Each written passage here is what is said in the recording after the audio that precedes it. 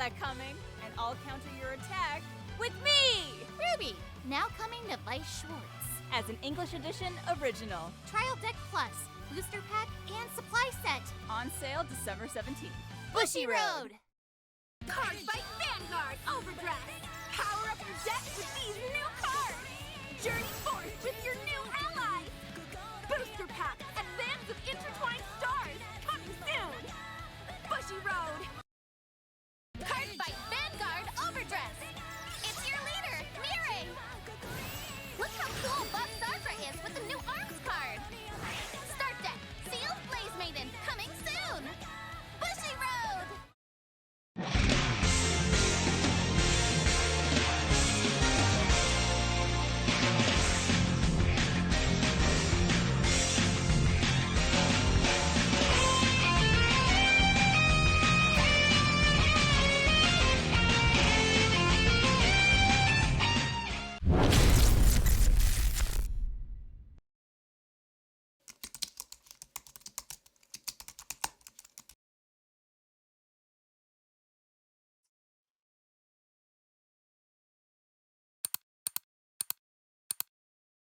Wow!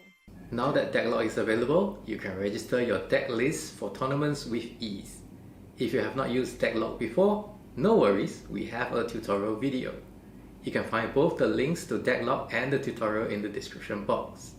Now, due to the shenanigans from the last event, this time we will be introducing a new procedure into the tournament. We will be conducting spot checks by requesting a player in a room to show us that nobody is nearby to give them help, that there are no extra cards or suspicious items around. First, the players who will be checked are based on a highly scientific method employed by many entities and game designers all over the world.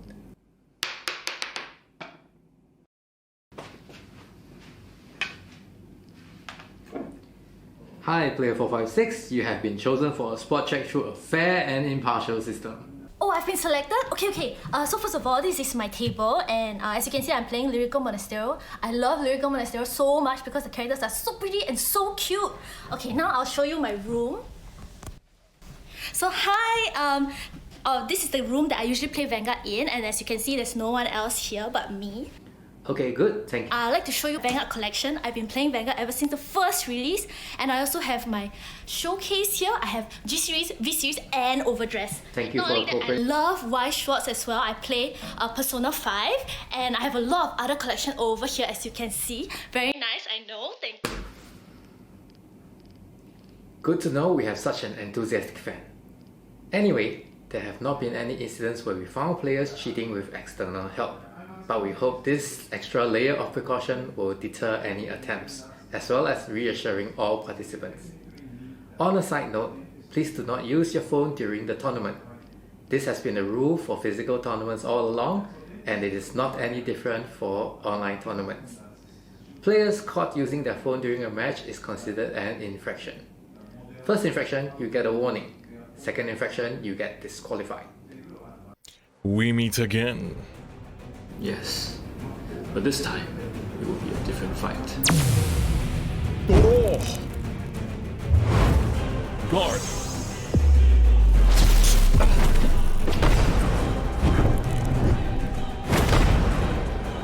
Over, Toriga!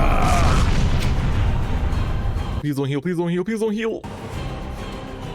And the championship goes to Chris! Okay, yeah, that was a good fight. Thank you for the game. That match was so close. Thank you so much for the game as well.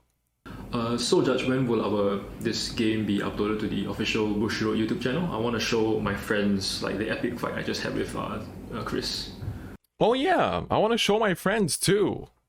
Because one of you used a playmat with a yellow rat and a blue turtle. Actually, it's closer to a tortoise than a turtle. As we can't show merchandise that isn't from Bushiroad, we can't upload the match.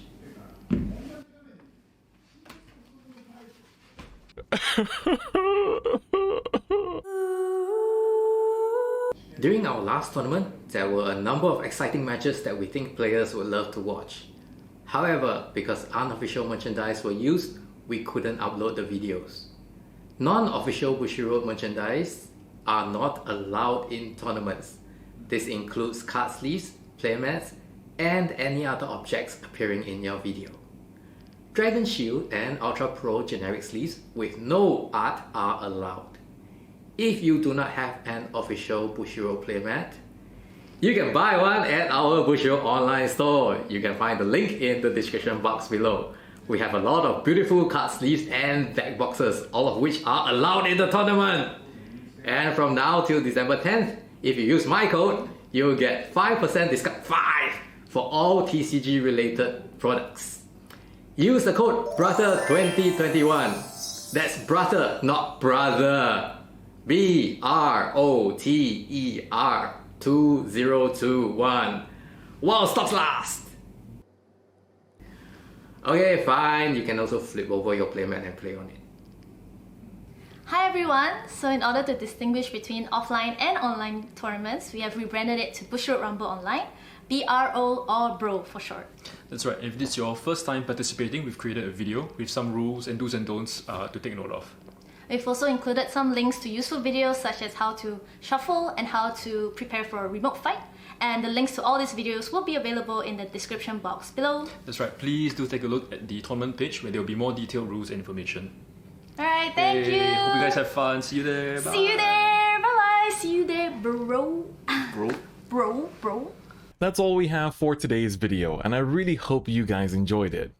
During Bushiroad Springfest Online, we had a lot of players, both new and experienced veterans, come into some of their first online tournament experiences through Remote Fight, and we got to see some amazing narratives develop. Some people start new chapters in their competitive history, some people start playing competitively for the first time ever, and I can't wait to see how these stories and the narratives of these players will further develop throughout Bushiroad Rumble Online. In case you don't already know, I will actually be commentating all of the Vanguard stages for Bushiroad Rumble Online, so I can't wait to see you guys in the chat for the tournament. This couch I got on sale, it was like very cheap and it's very good as well. So I recommend you guys to go and get it. Not only that, I have a lot of Bushiroad posters. I love Bushiroad games. Oh my god, I'm so happy. Hello everyone, my name is Kelvin and I'm the winner of Weiss Schwarz on BSFO 2021 EU region, and yeah, been delighted to be here in this interview. I play mostly Vanguard and Weiss in Australia regions. I sometimes travel to New Zealand, and yeah, really love to be here in BRO. So like any other big tournaments for Bushiroad games or other card games, I think the most important part is to test, and I'm probably the worst at doing that. But unfortunately, I have really good friends who will just push me and help me get the decks right and test our streaming setups. So yeah, just a lot of getting it done right before the actual event. When it's showtime, we just roll the camera. I think most of us wouldn't have like a playmat sized empty space on our desk, so we definitely need to make some adjustments on the work table. And other than that, we find out things like glare can make the games difficult. So you want to like place your cards or like your lighting in certain positions so the games will go smoothly. I guess the biggest key difference between the usual events and the online events is, you don't have that sense of going to your locals and talking to your friends. But there are other alternatives. I think you just have to be a bit more active online and, find your mates, talk to them, just have, the game's more fun with more people. So yeah, I think you really need to get into the community and be involved. Okay, so actually my first event was actually all the way back in 2012.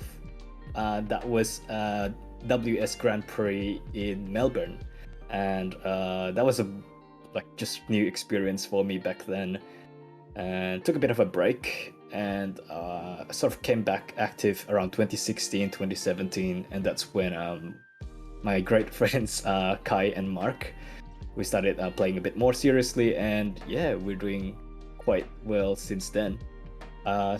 And I believe in the last few years we have gone to I've gone to 2 worlds myself, but all these big events and the worlds is just an amazing experience. I think most of us will relate card games with people that we play with all the time. You know your locals, you know what they play like, and when you go out there, it's just widely different how people can play these games that are, you know, just 50 cards in the deck box. So previously I would only go to tournaments in my local area or like within Australian region or sometimes New Zealand, never really beyond that.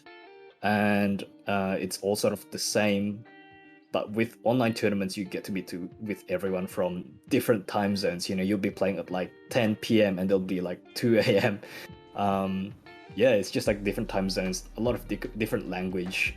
People call card effects differently, and yeah, it's just a lot of new experience, one player after another, and that keeps it very exciting. Yeah, it's almost like it's a mini worlds, which is hard to believe. I mean, considering this is also the first time they run an online event, I would have to say most regions run it very smoothly.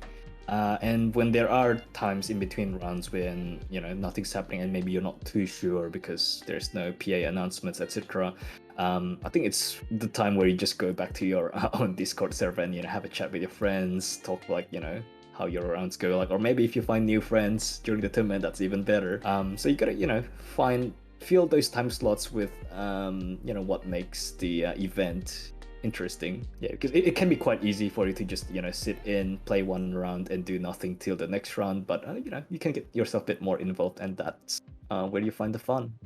Okay, so it's probably like I did the craziest run during the Vanguard week because I think I joined all 9 events. Yes, I did join all 9 events. And at one point I think I was playing like card games for like 14 hours straight. So I was pretty dead. But yeah, I think definitely you do want to keep yourself hydrated, keep yourself well fed, not too much, just enough to get you going. And you know, if you finish your round early because you get super lucky or unlucky, make use of that time. You know, take your bathroom breaks, take your small meals, and that will keep your engine running. You gotta complete the BRO or BSFO gauntlet. Try to prepare as much as you can. Have a test call with one of your friends. Make sure the camera is all right, the lighting's all right. But most importantly, try to, you know, have fun, be considerate to other players and the stuff, because it can be quite challenging to run this event, if you can imagine. And most importantly, yeah, just enjoy yourself and enjoy the event, the vibes. So it's a bit odd because I actually won the Weiss tournament, but main game is in Vanguard. I did get one top 8 in the NA region for V. But we also have a Vanguard channel on the WCC, or World Class Card Fighters. Yes, it's World Class Card Fighters. Well, we upload a lot of YouTube content thanks to Kai, and you might see me there every now and then. So yeah, have a look and let us know what you like in the comments.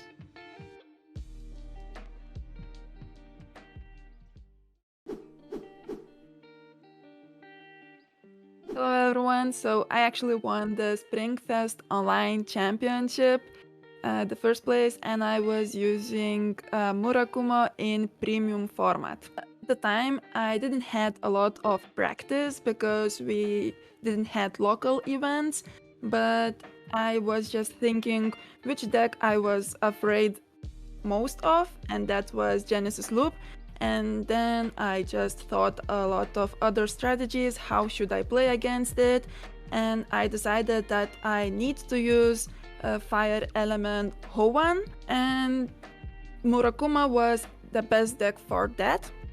And also, if I went first with Murakuma, I had a huge advantage. So that was my choices. I most likely prepared just thinking theories, strategies, and watching some YouTube channels. Yes, actually, I was in Japan for 1 year when I was studying, and I had a chance to participate like in Bangasai. It was more like on casual side, but it still was a huge and fantastic event.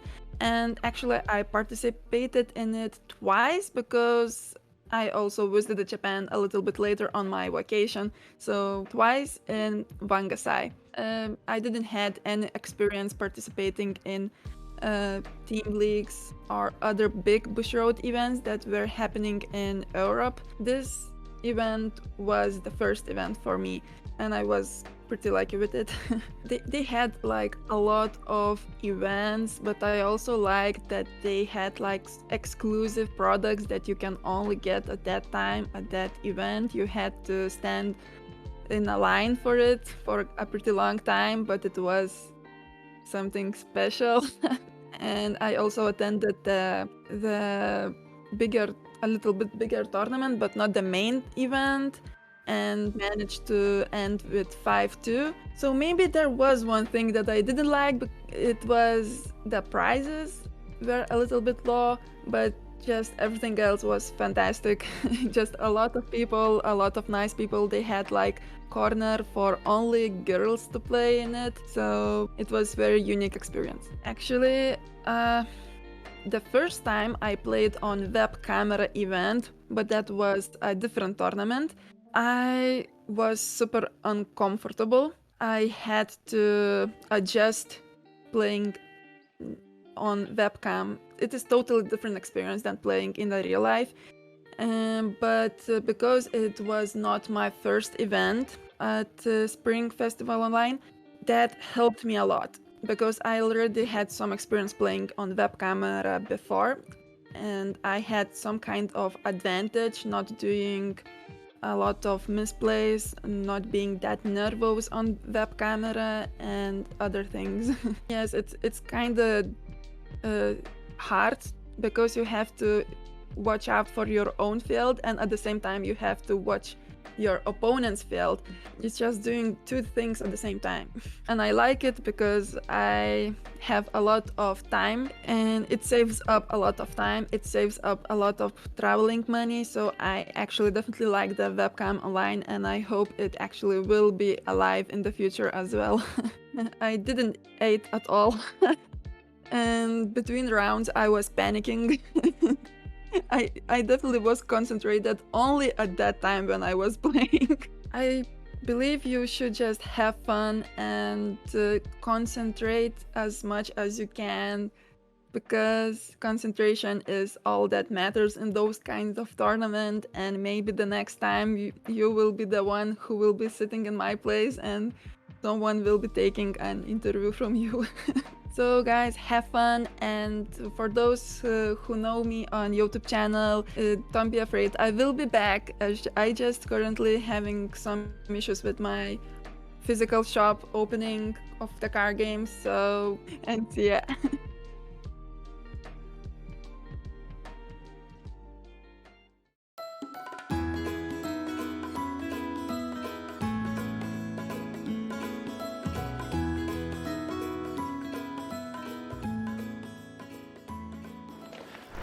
Hello, Julius.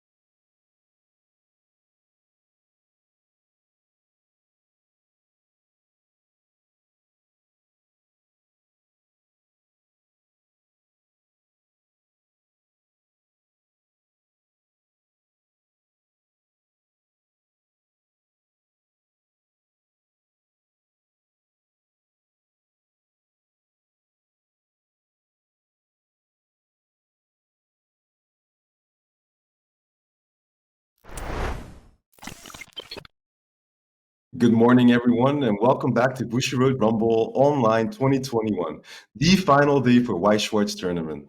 My name is Nanda, and once again, I'm joined by Ben and Leon. And guys, we've had an amazing day one, and we're about to see an amazing top 8 as well. We've all had our favorites yesterday. Are you still on the same favorites, or do you think someone else will take it? Leon, what do you think? Well, I mean, yesterday I said Data Life would probably win it. I took a villain stance on that since probably people are a bit tired of Data Life. But we have 4 Data Lives in top 8. So I think I'm gonna stay on that horse. I'm gonna put it all there. What about you, Ben? Yeah, so the interesting to know is that even though half of the top 8 is made up of Data Live, none of them are actually playing against each other. So there is the potential for all of them to be knocked out in the quarterfinals.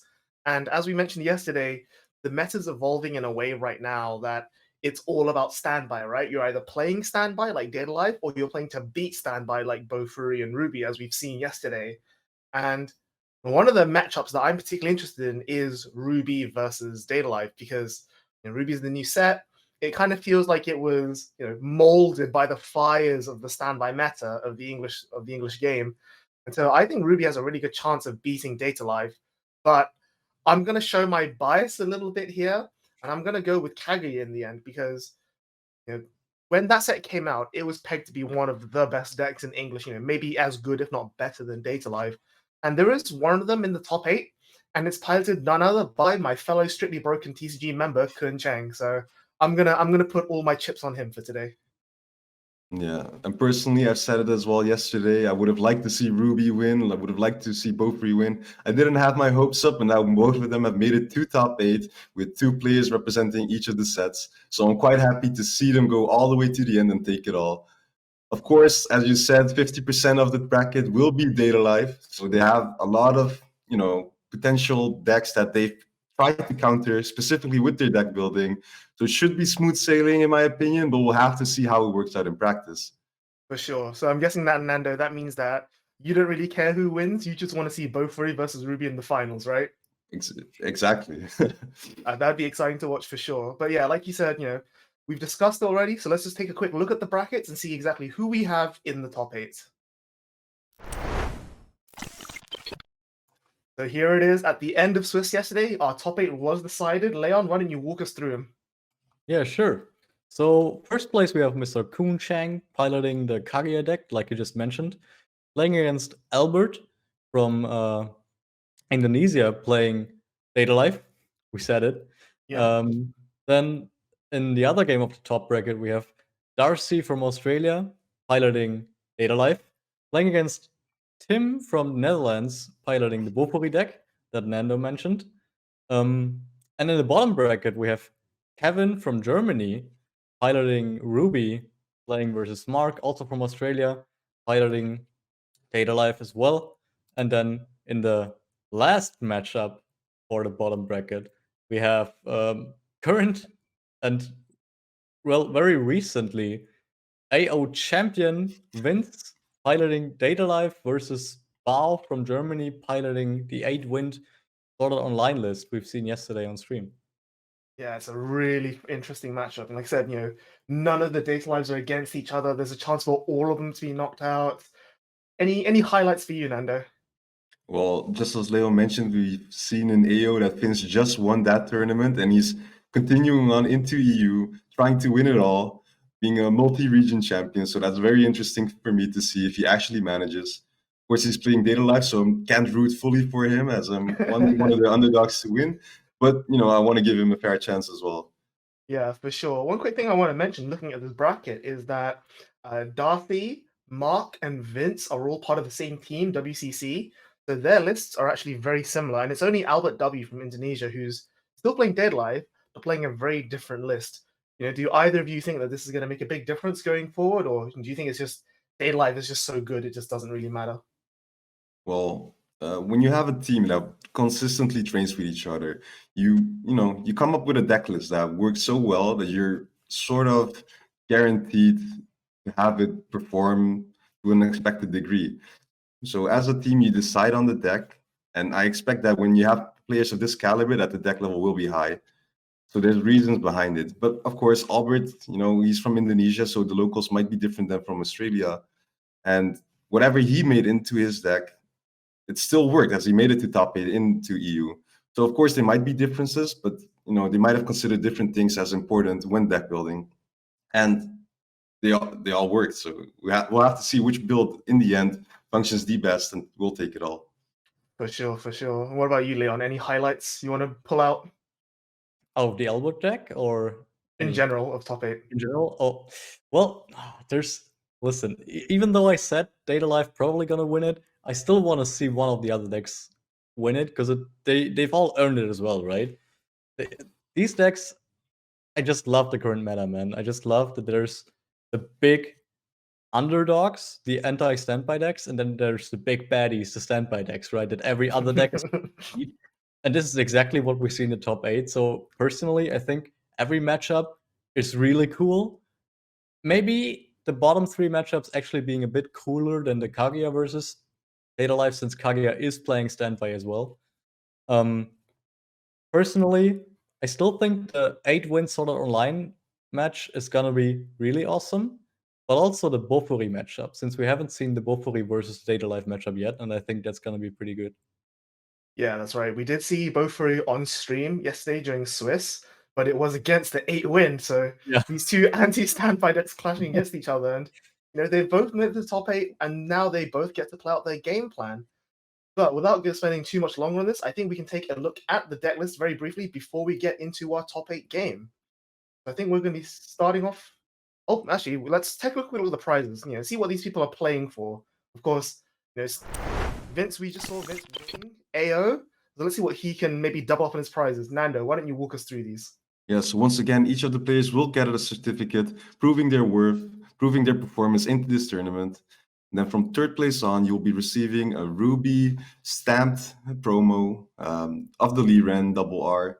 It looks amazing to me.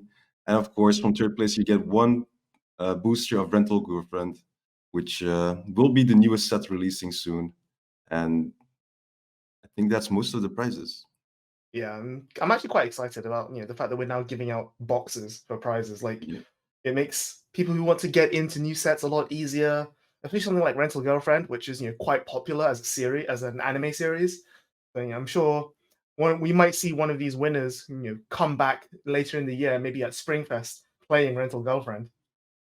Also worth mentioning is that the promos are really playable this time. I think in the Ruby top 8 list we have, this card is actually being run.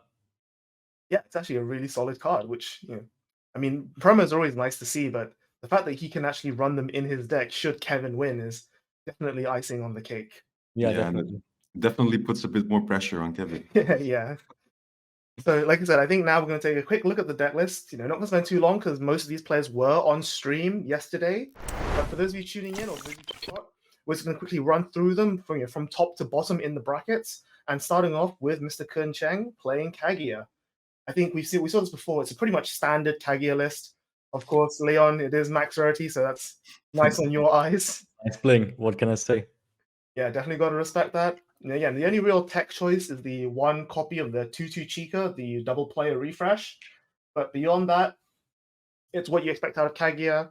I think, as we mentioned during Kun's game, is that because he's not fully committed to the standby game plan like Data Live is, he's playing a normal level 1 combo that requires a reverse.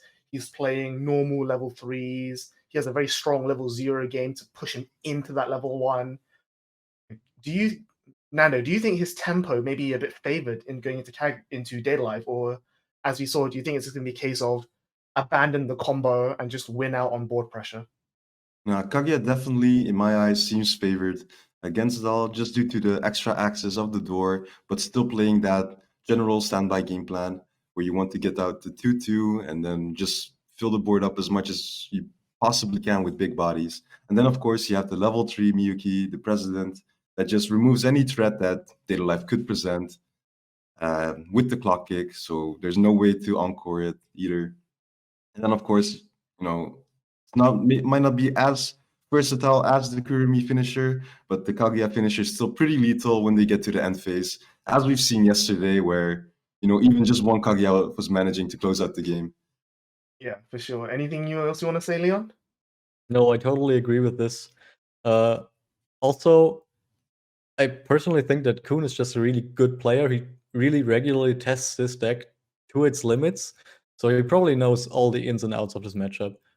That is to say, his opponent probably does as well. All of these top 8 participants seem to be really, really good players. So we're gonna have to see. Maybe Elwood has some specialities for this matchup. All right. Well, speaking of Albert, let's take a look at his list. So while production gets that ready, I just want to quickly remind people that Albert is one of the few people who aren't testing with the team WCC. So his list is going to be a little bit different to the other DAO lists that we might have seen on stream so far. But again, DAO is just such a strong deck that we shouldn't really be surprised that he's winning anyway. So here we have his Data Live list. And despite what I just said, it is actually fairly similar. You see the 8 standby, you see the Kotori back row level 3, you see the Kurumi finisher, but yeah, we don't see the red 2/2 Kurumi standby target. Instead, he's just all in on 4 copies of the 2/2 Toka. How do you think that's gonna play out for him, Leon? So personally, with the Toka, he's probably looking for a more traditional game plan of trying to minimize taking damage during the opponent's turn by constantly reversing the opponent's characters.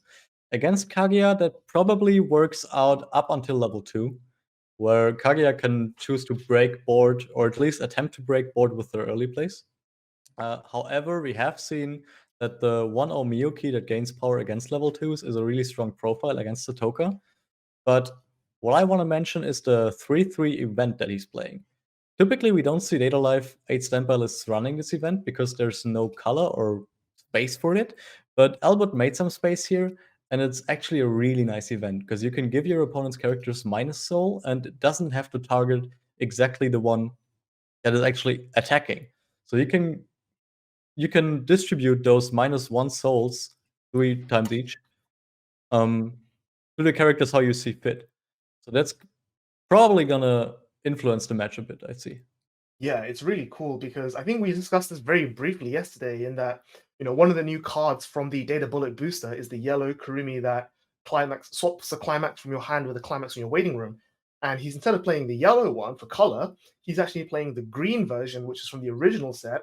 And like you said, that allows him to splash this event that could make a huge difference.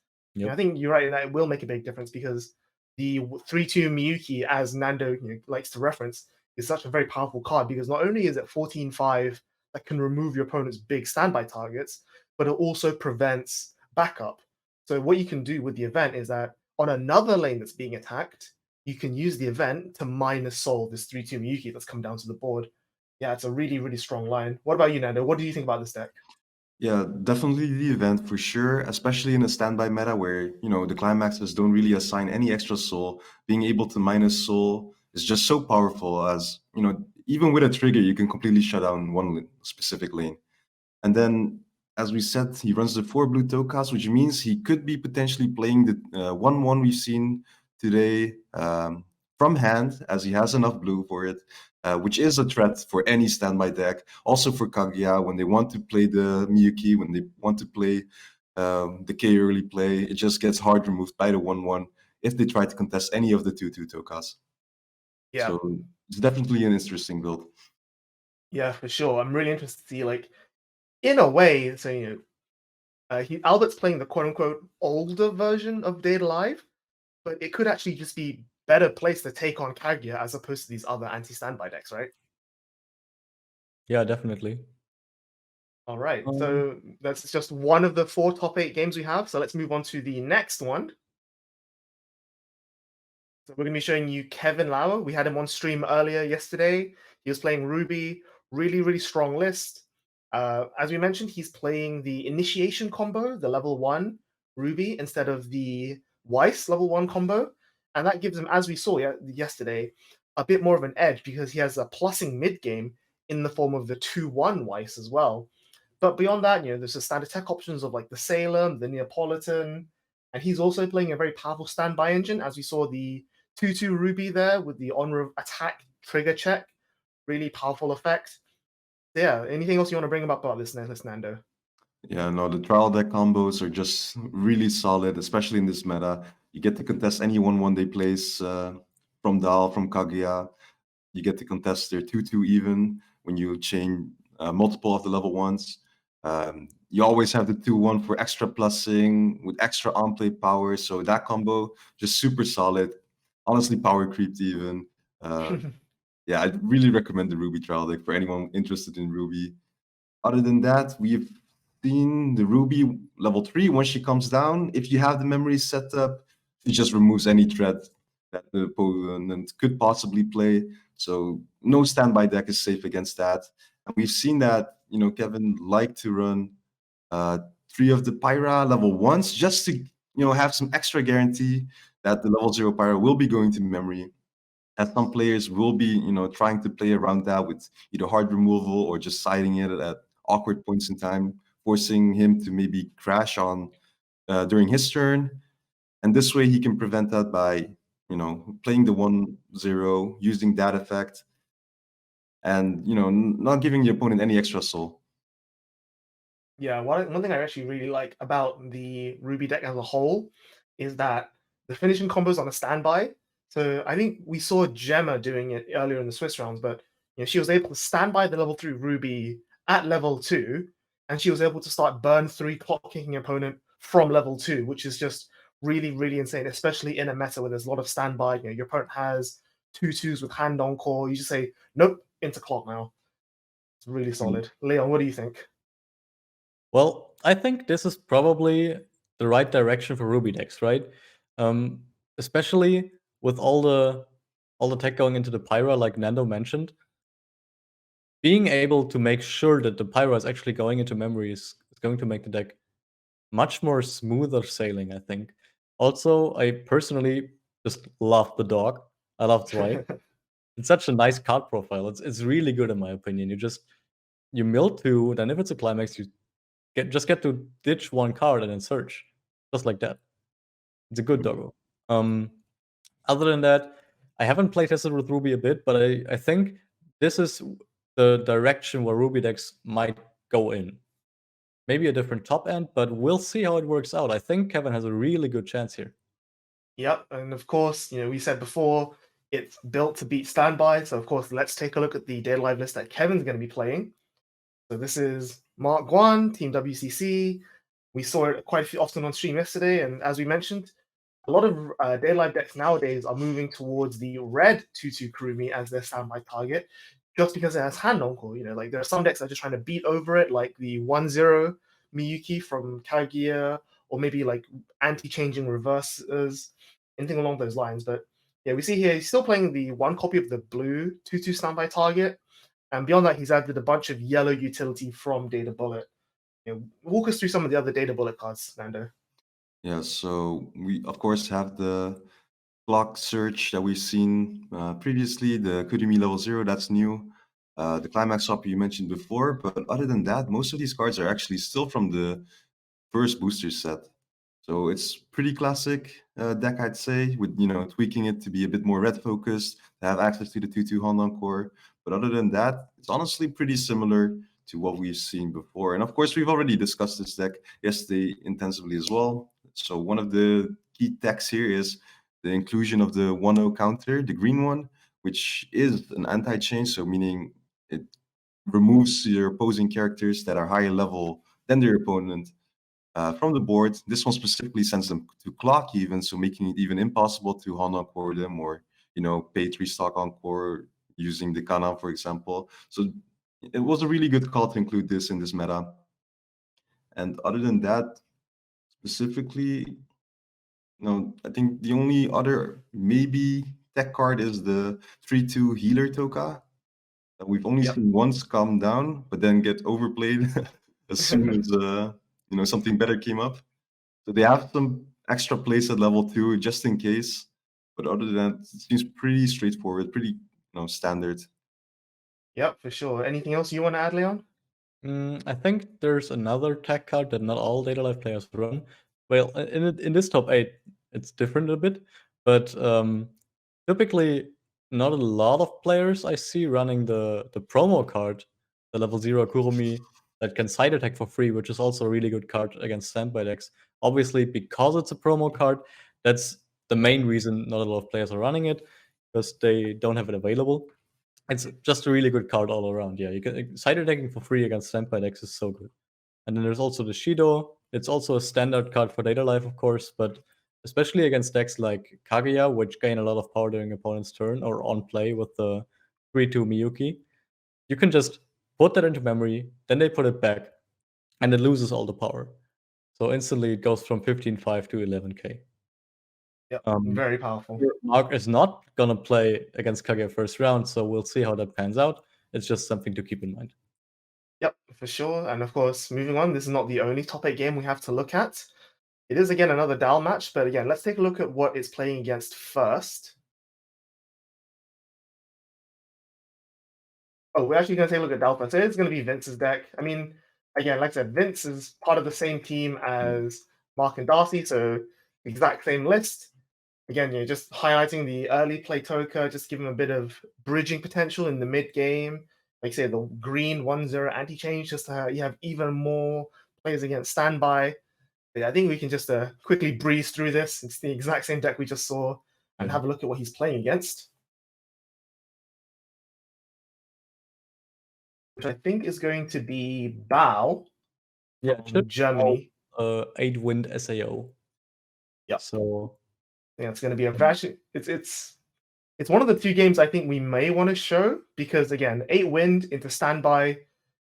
It's quite funny how the Weiss as a meta has evolved, right? Like, I remember back in 2016, 2017, wind triggers were considered like one of the worst in the game because decks were just so stock efficiently. And people play like costless 1-0s. They play like 2-1s that pay for themselves. So why would you ever want to blow anything back, especially when there's a huge amount of effective on-play effects? Whereas now, because we've moved into a game where people are playing standby and they're cheating out things for free, wind has suddenly become really, really effective. Yeah, it's really cool personally. I think this is just what you want to see from a card game, right?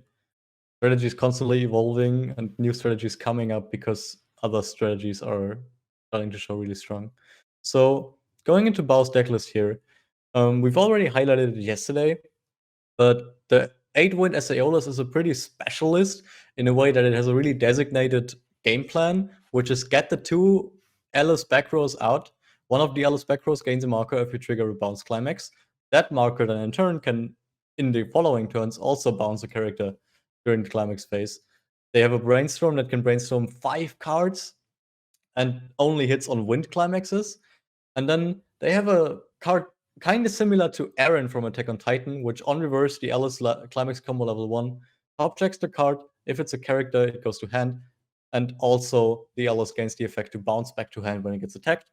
And then on their top end, they have a finisher that lets them burn 1 on attack, but also have a cancel burn effect that mills the top card and then burns the level of that card +1. So it's a really solid deck all around. I'm really looking forward to this rematch, since this is the rematch of the round 7 that both of these players played, where Bao lost. So maybe he can take it back this time. Yeah, one thing I actually really want to highlight is you mentioned earlier on is that one of the weaknesses of standby decks is that the standby climax doesn't give soul when placed. So a lot of the time, standby decks don't actually accrue that early of a damage lead, and it's only once they get their 2/2s on the board and the swing for 2 or 3 soul every turn that they start to build that damage lead. And one of the cool things about the Alice level 1 combo is that it bounces itself when it's front attacked.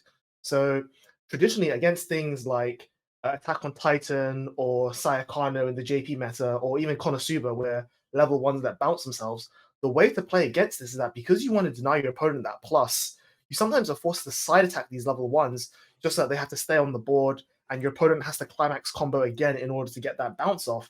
And side attacking a level 1 obviously comes with the soul penalty, which when your level 2 has 2 soul, it might not be that big of a deal. But at the end of the day, that's still neg soul, and that's still damage that you, as the standby player, might not be putting onto the board. So yeah, that's I think another like hidden aspect that makes this deck really good going to standby. Any comments from you, Nando? Maybe how he, instead of playing the traditional 8 gate or door gate alicization, he's going for this. Yeah, no, I definitely think that this is a smart choice. His build is also different from other 8-win decks that I've seen before. Some lists opt to run the Alice from set 1 instead of set 2, the one that heals and has cancel burn finishing effects. While this one has it as well, the other one is like shuffle back instead of a burn, or shuffle back and burn instead of a burn, but at a cost. This one is free. Then the other card I once again want to highlight, I think we briefly talked about it yesterday as well, is the 1-0 Kirito that is being displayed there. 2 copies of it, where you get it to on play, choose a character on your opponent's field, and until the end of their turn, you're not allowed to move that card at all.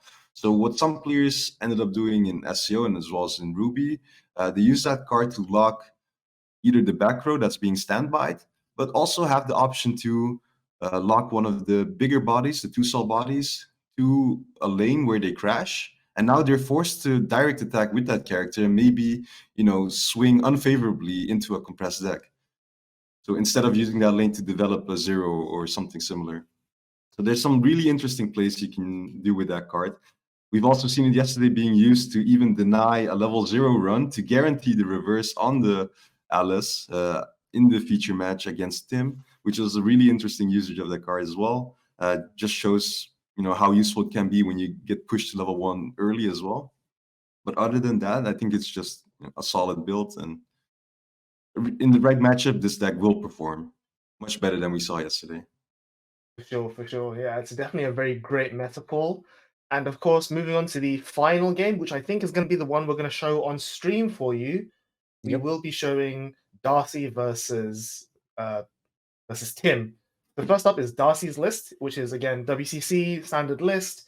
Not really much to talk about, but actually, I think there is one quick thing I want to mention going into the Bofuri matchup, which is the fact that WCC have tuned their list to be a lot more mid-game focused, right? Like they're playing the 1-0 anti-change counter, they're playing the 2-1 counter at 2 copies instead of 1. They're playing more standby targets. I think Darcy's list actually differs from the others slightly because he's not playing the blue 2-2 Toka, and instead he's just maxing out on the red 2-2 Kurumi, which is totally understandable. Yeah, like I said, it's a lot more mid-game focused rather than early game focused, like we see traditional DAO lists being. And I think that's actually going to favor him going into the Bofuri list because compared to the other anti-standby decks, Bofuri isn't as early game focused as, say, Sword Art or Kaguya, right? Yeah, definitely. Some other small changes I noticed at first glance is he only runs 1 copy of the early play Toka. I think the others ran 2. Yep. And of course, noticeably, he has a bit more bling than the others in his deck. Which I'm sure Leon likes. Yeah, I think he's replaced the early play Toka with a second copy of the yellow Kurumi. Yeah, I think that's definitely what he did there. And you already mentioned it, there's no 2-2 blue Toka. Instead, he runs 4 Kurumi. And I'm not completely sure, but I think he's also not running the 1-0 counter that the others did. But I could be wrong about that. Yeah, he's running it, yeah. This is Agabanov next to the 2-2 red. No, I meant the red one. Or did he not run Oh, the red counter. Yeah, no. Oh, he did cut that, right. Yeah, so I think that's why he's playing the 4 copies of the Kurumi, right? Because he doesn't have the ability to defend his lanes as much. So he's a bit more reliant on the encore. Yeah, so, some small tweaks, I guess some personal favorite or preference shining through there, but it's still overall the same list, and I don't think it'll differ that much from the others. Of course, now for the list that I think you're the most interested in, Nando, we're going to see Tim's Bofuri deck that he's going to be playing against. We saw it on stream yesterday. It's just a really cool, solid list, and going into DAO, it's kind of does exactly what you want. And arguably, the fact that Darcy's tuned his list in a certain way, while it could be advantageous against Bofuri in one way, the fact that he's playing 4 copies of the Hand Encore, but we see the Frederica just says, I don't care about Hand Encore, back into the deck you go, that might actually work against him, right? Yeah, it might, definitely. Now, there's really no benefit to having the Hand Encore. I think the blue Toka would actually be more preferable in this deck, so if they can't combo, you actually get more out of it, since you wall them anyway. But of course, you can't just build against one specific deck, and especially against like an underdog deck you might not even expect to see at a tournament. You're not going to tune it towards this. So this deck actually abuses that fact that people won't be expecting it. And overall, just a solid list. Frederica just does too much work, in my opinion. And then you just keep spending your stock, keep trying to remove being annoying as much as possible. And you have such an efficient end game that it doesn't really matter how much you spend or how low on resources you are. You'll always get some kind of finisher out. For sure. And Leon, so for those of you watching who weren't here yesterday or didn't see Tim's deck in action, Leon, walk us through this deck and sort of what it does and what some of the key cards are. Yeah, okay. So what this deck does is basically accrue some resources on level 0 and 1. You just want to sculpt your hand for the 2/1 Fredericas, find the stock soul for it. On level 1, you have a combo that on attack mills 2 cards and then takes the level of those cards, and then you can salvage a character with that level or less from your waiting room. And on level 2 is where the deck really gets going, right? Before that, you just kind of sculpt your hand, you do your best to accrue some damage for your opponent, cancel for yourself, get your deck in check. Once level 2 hits, you want to slam down that Frederica, and that Frederica actually has an effect that lets it top check on climax play, which is the stock soul, if there's another copy of the Frederica, if it's in front row as well. So you top check. If it's a character, you choose one of your opponent's characters and shuffle it into his deck. This is really strong, especially in the current standby meta, of course. And then once you do that, your opponent has to refield. They need to contest your board somehow. If they can't contest your board, then they just lose their characters right away, or they side into level 2s, which is both, of course, equally awful for them. Or they somehow manage to get over your Frederica, but then you can just stock and core them for 3 stock and just do it again if you have to climax again. Doing it a second time usually means that your opponent will not have any resources to really come back. So this is why Nando often calls this deck Weiss's version of a control deck. Once level 3 hits, obviously you have an early play as well for level 2 that can heal. Once level 3 hits, it has a really stock efficient game plan that can also finish pretty well, I'd say. They have a nice cancel burn that similar to the Alice second effect, mills the top card from your deck and then burns the level +1. They also have another character that can give cancel burn to itself and other characters, and spawn a character from hand, so for free, which basically makes it all the more stock efficient. Yeah. Yeah, Yeah, one for thing I sure. do want to point out as well, we did mention the Honor Core might not be great against the Frederica, but it does play a role against the 1/0 Maple, which is also a pretty huge or pretty key card in this deck, which we usually call like a downsizer, where you get to on play choose one of your opposing characters, and then your opponent has to swap that character with a lower level from their waiting room. Now, in the case of the original 2/2 Toka, the blue one, there's nothing you can really do about it. It just becomes smaller. Usually, like, hopefully have a 1/1 in waiting room and play that instead. But against the 2/2 Kurumi, which has Antanko, you can actually opt to discard one to keep that pressure on the board, making them force, either play another downsizer or just concede that lane as they've wasted their play. So, there is some back and forth between that. It's not all that the Kurumi is always bad against this deck. It has some strong points at level 1. Yeah, for sure. And of course, the other thing to mention as well is that Tim is playing like a normal level 1 combo.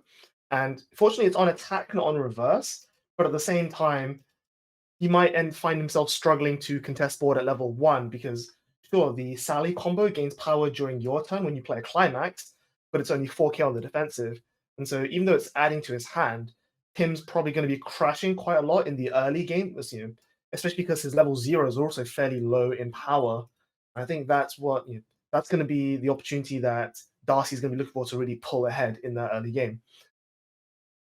But I think we spent enough time talking about the deck list. I think the players are ready to begin. So yeah, let's time to start the top 8 game.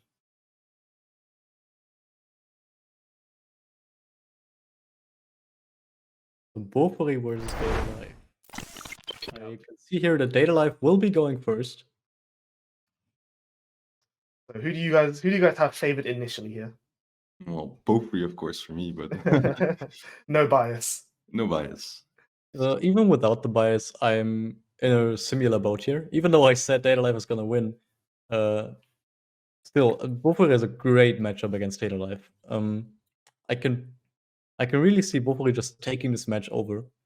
But we're gonna be seeing how it runs out, right? So Data Life starting, clocking to Kuromi. That's already a good start. They ditched the 1-1 Kuromi for the mulligan. That's a great start, actually. Once they trigger a standby, they're gonna immediately have a great target engrave and on board subsequently.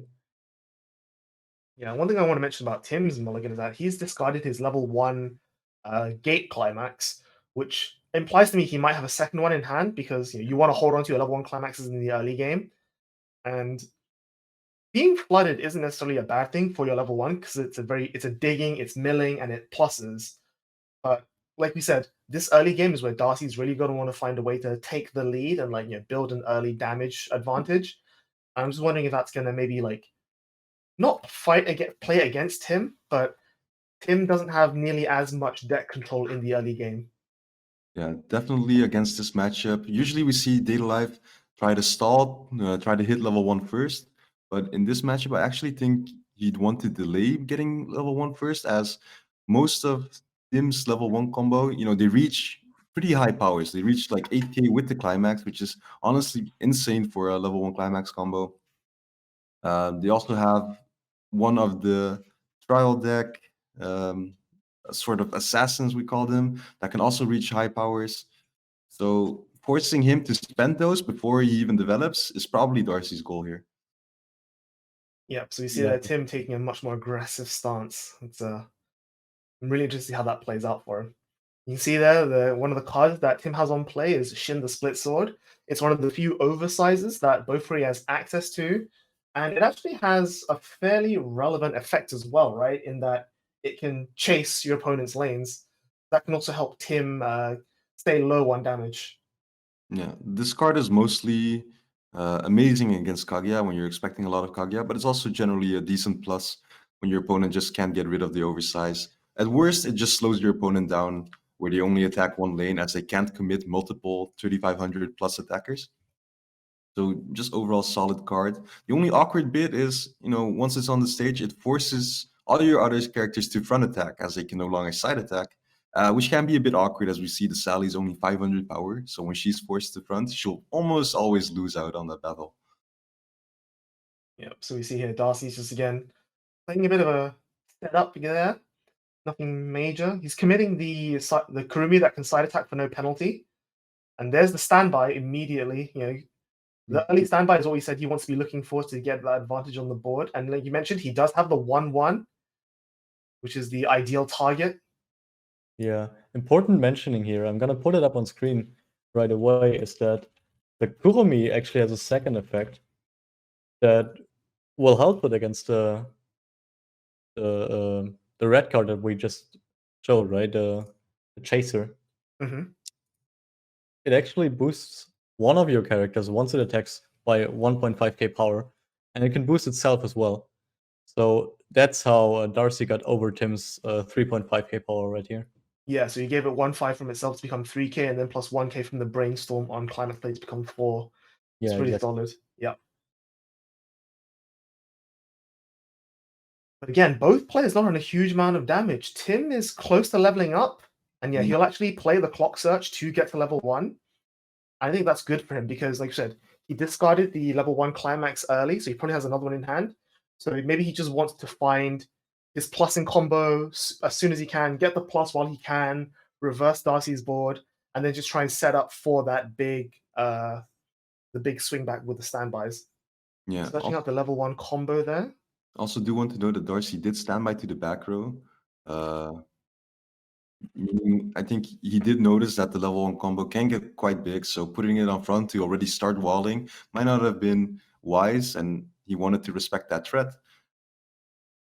Yeah, I think that was definitely smart as well. Like, again, he knows that it's safe in the backline. It's not like he's playing against Sword Art, which can stun the back row. So by saving it and attacking with it later on, he's going to get much more mileage out of it than it being reversed by the Sally combo and just say blocking 1 damage. Let's see if Tim commits it here. Yep, there's 2 of them. So he is playing his combo art. Is he going to play a third? Yes. Third one, okay. I'm not sure if I'm a huge fan of this. personally, these cards will not be very strong during Darcy's turn. Usually, Data Life does not present a lot of power, but we have seen before that they can just opt to play the 1/1 from hand and maybe get over the Sally, and that in return will just mean that Tim probably won't be able to contest his next turn, and I don't expecting him to hit level 2 this turn. So he probably has a turn where he will be bleeding resources a bit. Nando, do you think this is gonna affect the deck, seeing as you play it yourself? This is definitely an aggressive turn for Tim. Either, he's very low on other playable cards. Maybe he kept onto some Frederica's already. So he's kind of forced to go into this to generate playables for next turn. I can definitely see something like that happening, where he might have got too greedy into the mulligan, not expecting the Shin Split Sword we saw earlier to get reversed, and not expecting the promo to, the one-off promo that Darcy had in his deck. To come and contest this. Sure, there's other ways to contest it, but sometimes you take that gamble. We actually do see him at the Frederica, so he might not have been that clogged and just wanted to use this climax to generate it as much as possible, since he was intending to play it anyway, which meant just playing the third one for the sake of getting that third extra card. Yeah, that's very possible. Yeah, one thing I want to highlight there is that this is the first deck. He's not mega compressed. Like, he does have some selection, but not an amazing range. Like, it does mill, so it's stuck with its own salvage, but it's not like, it doesn't guarantee him this perfect turn next turn. Like I said, he adds the Frederica, but there's no guarantee it's going to be coming out at level 2 anytime soon. And yeah, Darcy's canceling much of this. He's not going to level 2 either. But as well, we saw in the first Sally attack, he actually milled one of the stock souls he needs for that Frederica. So if he doesn't already have one in hand, he might be setting up for a turn that's never coming. Well, I sure hope it will come. Well, we're gonna see, right? If he cancels 1 or 2 attacks next turn, seeing as how standby doesn't really present a threat of actually sticking a whole 7 damage in 1 turn, especially at level 1. I don't see Tim hitting level 2 here, so he probably has another turn of trying to find more Fredericas, trying to find the stock soul, trigger the pants, along those lines, right? But I'm really gonna be interested in what Darcy's gonna be doing here. Maybe he will play a 1/1 from hand. Like I said earlier, maybe he's just gonna play level 0s. We usually see Data Life doing that since they don't present other cards. Oh, there we go. We see it going down here. Yeah, so he's hard playing the 1/1. He's hard playing the other 1/1 as well. Ooh. So this other 1/1, I think, is a very relevant card here because it's the swapper on the board, which we see a lot of Data Life players using to keep their characters around, dodging things like anti-changes, dodging things like plus power against level 2s. Yeah. And even though Tim's not threatening on the board anytime soon, it's still something he can use to say, well, even if you threaten one lane, I can keep that lane alive. And yeah, Darcy here just coming back on the attack. So this is mostly just to be able to bring out the 2/2 to the front row as soon as possible, I'd say. It could also be a case of not having other playables, but I think this just, shows Darcy's willing to play aggressive as possible to guarantee that Tim is forced to crash next turn. Yeah, and it's like Leon said, standby decks don't have that much way to press soul. So Tim hasn't really taken that much damage at all this turn. So yeah, he does have one more attack level 1, wherein he probably has some playables that he can do. But the problem is that he doesn't really have much else going for him. And at the same time, Darcy's playing a lot of high-level cards for standby reasons. He did check a few soul triggers there, so it's not like smooth sailing for Tim either.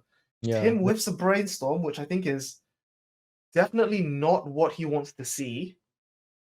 I think, at this point now, he might be not short on playables, but I don't know if he can contest this board. I mean, ideally, what you want to do here is replay copies of the Sallies, so maybe hit the brainstorm.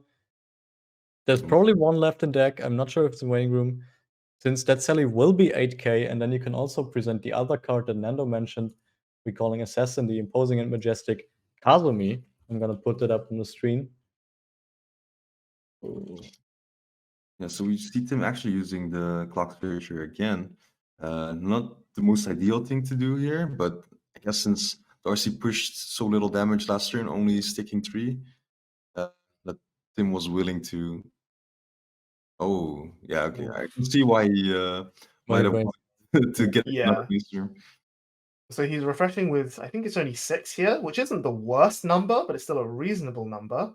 Yeah, like I think this Casimir on the screen here is going to be a really good search target because it's one of the few playables that Tim can find right now to answer Yep. Darcy's standby targets. But again, like I said, Darcy has the 1/1 in play.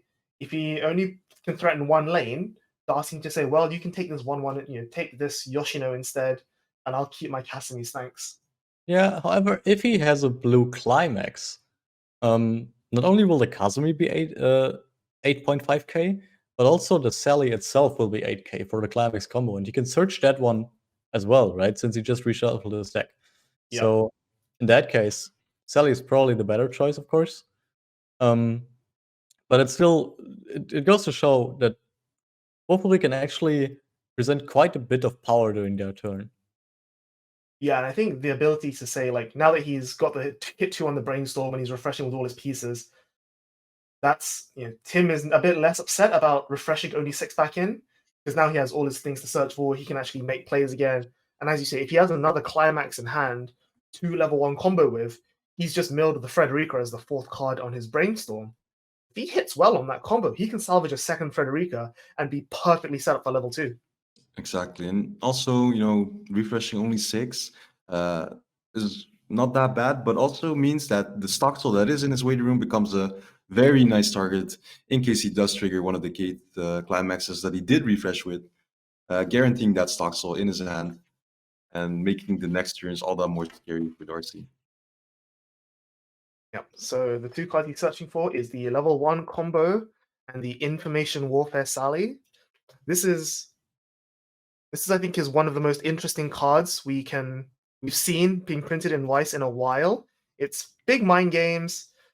You look at the top 2. So there's 2 effects. First one is you look at the top 2 cards of your deck and rearrange, and then the second one is that when it's played, your opponent chooses a number between 0, 1, 2, or 3. Then you mill the top card of your deck, and if it's the level that they declared, you draw that many cards equal to that card's level plus 1. So if your opponent says 0, then there's a chance for you to draw a card.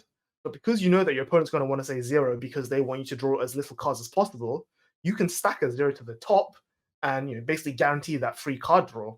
Whereas at the same time, if you're not playing that many level 3s, your opponent can say 3 because then you're unlikely to actually hit at 3.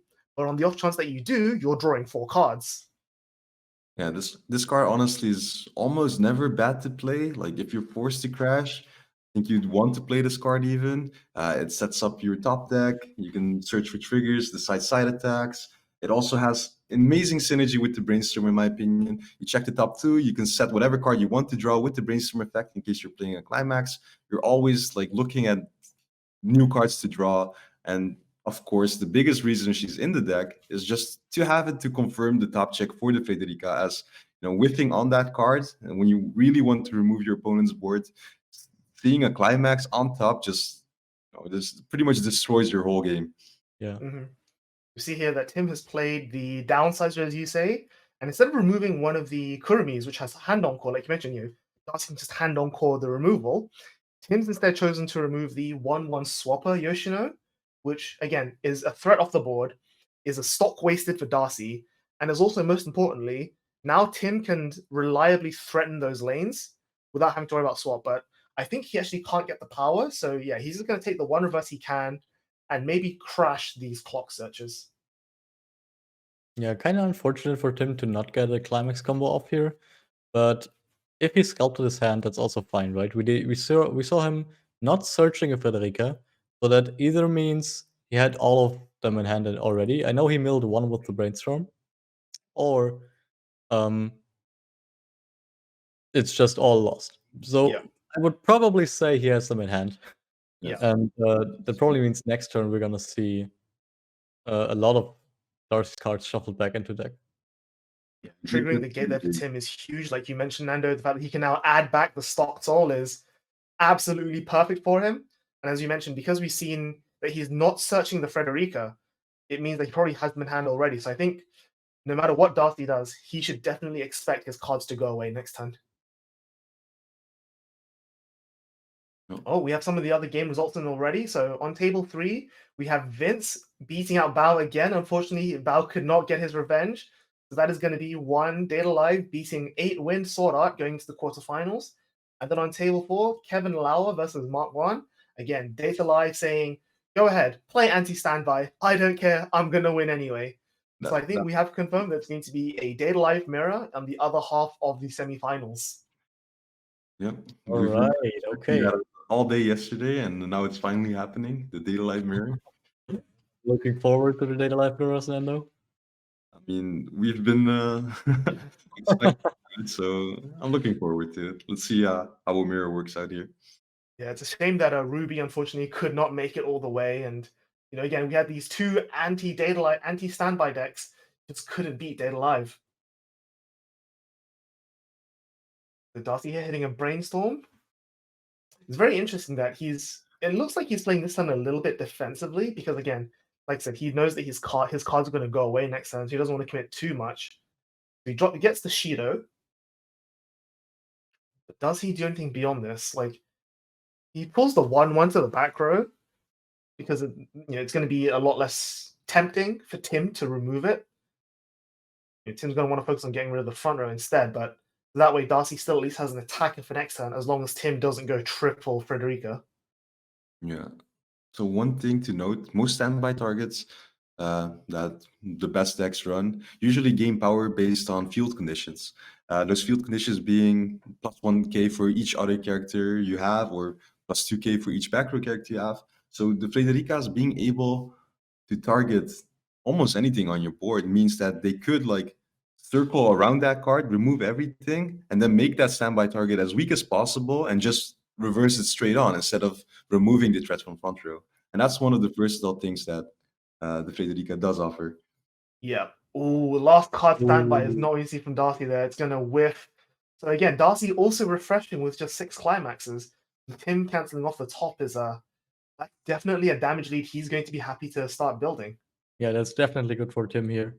We also see Darcy with a standby getting another 2/2 Kurumi onto the board. However, as we just said, that's probably gonna be shuffled back. But, well, I mean, maybe Tim whiffs the top checks, right? Maybe. I mean, so as we said, one of the things with the standby targets is that they do gain power based on each other card you have in play. So as you're about to see here, the 2/2 Kurumi that Darcy is playing, it gains 1,000 power for each of your other characters. So one play that Tim can make here is if he wants to be a bit greedy about it, he can shuffle back both of Darcy's back rows, which then makes the Kurumi only 8k power, which is then enough to trade with the 2/1 Frederica without a counter. Of course, unfortunately, the 1/1 Kurumi there is not quite as easy to cripple. It's just constantly 7/5 as long as you have 2 or more other characters, which if Tim only shuffles back 2, Darcy will still have 3 characters on the board, so that will still be big enough. But of course, that's then a second lane that Darcy needs to counter instead of just 1. Ooh. Another whiffed standby. That is really scary for Darcy. And another cancel off the top for Tim. So this has just gone.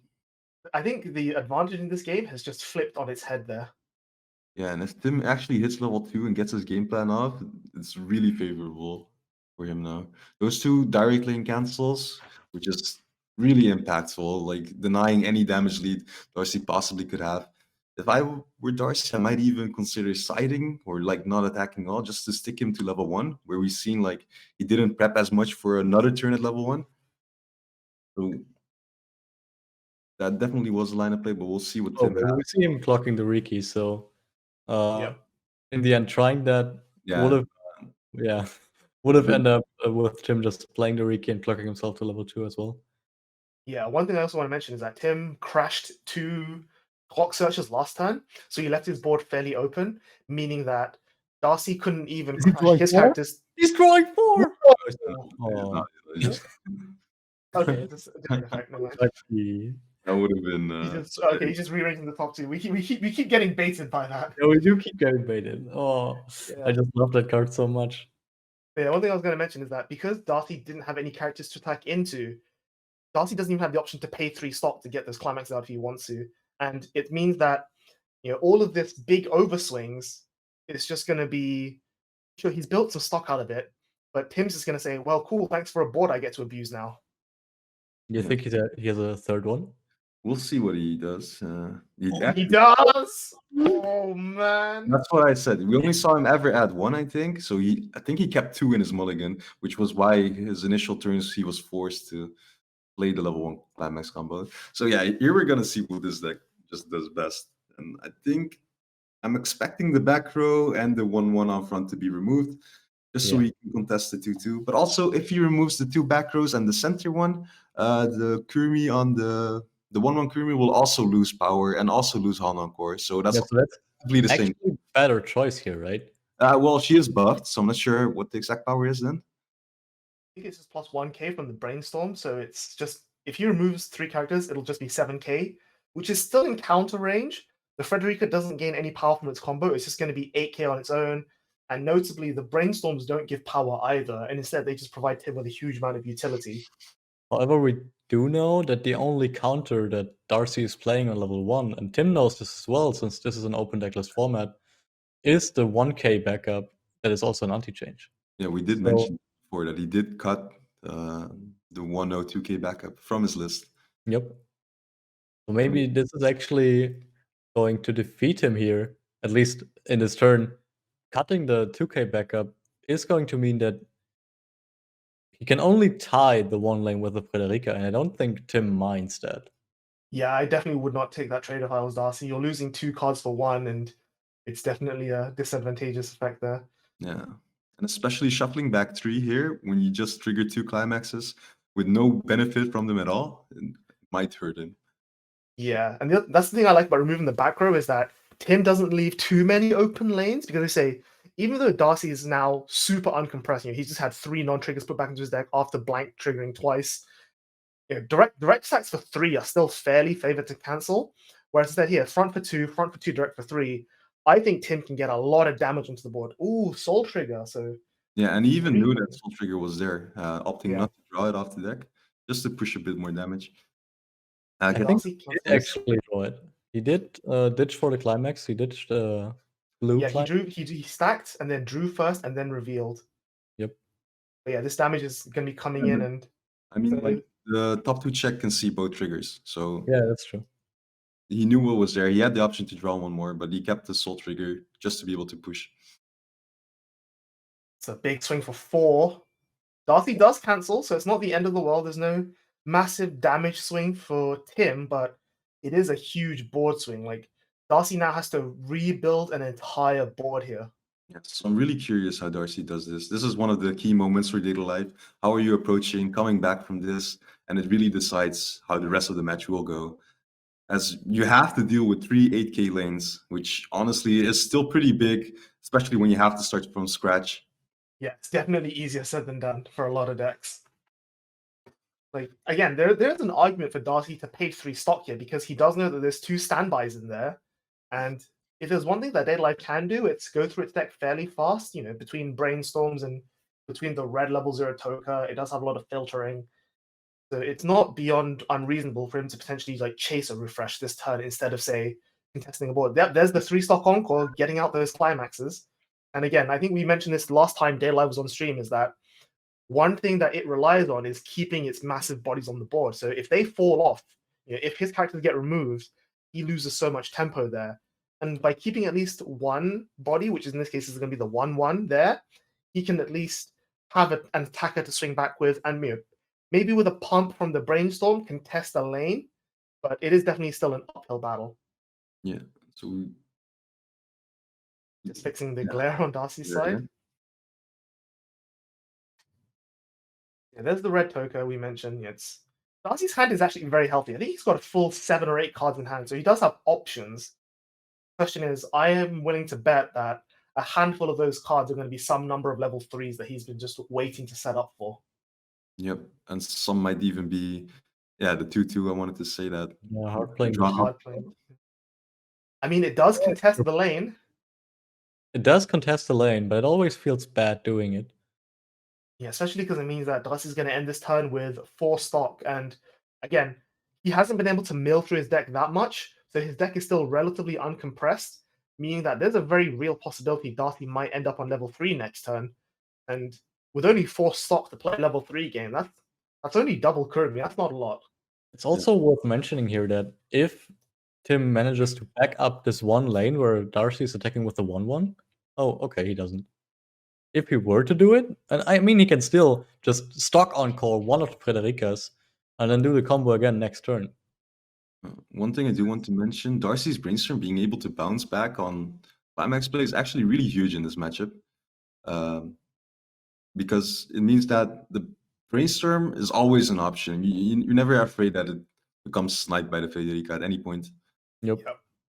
So we see there that Tim used the 3-5 is counter, which makes the Frederica 11-5, which is big enough, just about big enough to get over the 2-2 Kurumi there. And that's really painful for Darcy, because remember, he just paid 2 stock for that.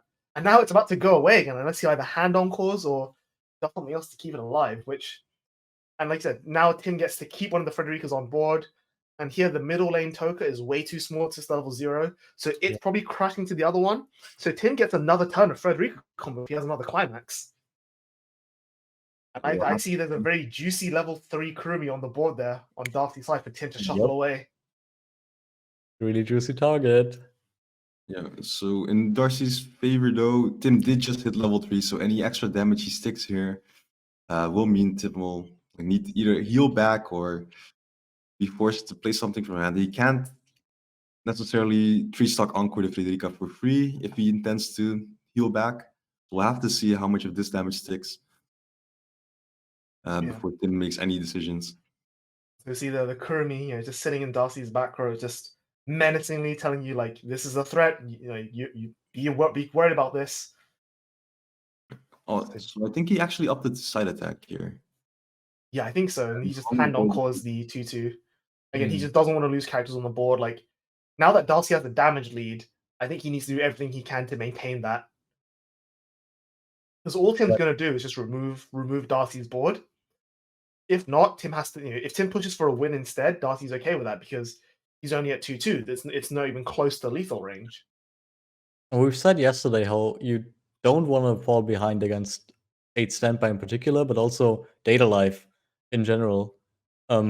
Since the Kurumi finisher is just such a strong finisher, and in Standby decks, like dedicated Standby decks, obviously it's just going to be that much more scary since you can get it out at level 2, like Darcy did here. And if Tim does not manage to shuffle this back, this means that even if Darcy does not hit level 3, he can still attempt finishing turns with the Kurumis that he got. Unfortunately, there was the last card in his deck. I think Tim was hoping to maybe draw it for turn, but instead he just has to brainstorm and then find another way to grab them. That is one thing I just want to bring up about Tim's list, is that most quote-unquote normal Bofuri lists that we've seen that play, like, say, Gate Choice or Gate Stock Soul, or, basically the non-Frederica versions, they'll play some number of the level 0 Frederica, which, when it's reversed, top 3, add a Climax, discard 1. And Tim's not playing any of those. So his Climax selection, his ability to get Climaxes is limited to just either hitting gates or drawing them off the top. Yeah, but they do have some draw power in the Brainstorm, of course. And as you said, the gates will pay off. But I think in this specific scenario, if he did want to have the Stock Soul in hand, he could have actually clocked. So to me, that tells he might have one already, if that's possible. I haven't really kept track of his waiting room that well. Yeah, it could also just be that, he's on level 3 now. He doesn't want to push himself unnecessarily to like 3-2 or 3-3, especially because he's refreshing. Because as you say, 3-2, 3-3 is very lethal for Kurumi. Yeah, definitely. So we have to see what this his reasoning here was. I think if he already had one, then he could have also opted to just stock encore the 3rd Frederica. That's definitely a possibility as well. Especially since Darcy does encore first, since he was the turn player. So Tim would have knowing that Darcy committed the hand encore to the 2-2, that could have given him reason to, like, okay, well, I'm going to shuffle them all back next turn anyway. Yep. But even 2 Frederica, I think, is fine here because you can shuffle back the 3-2 Kurumi, Yeah, which is a massive threat, and then shuffle back the 1-1, which has been pumped by the Brainstorm, which then makes the 2-2 only 7k, which is really easy to reverse. Yeah, that's true. Or you can just do it again like last turn, right? Yeah. Shuffle back the 3-2 and the 2-2, then the 1-1 will only be 7k and you can run over that. Yep, so he does get 1 hit on the Brainstorm. So if he already has a Climax, he's probably just searches for either another Frederica or maybe a level 3, maybe a healer because he's about to refresh. Oh, he's searching for a Frederica. I think that tells us everything we need to know, boys. Yeah, definitely a healer would have been an option as well.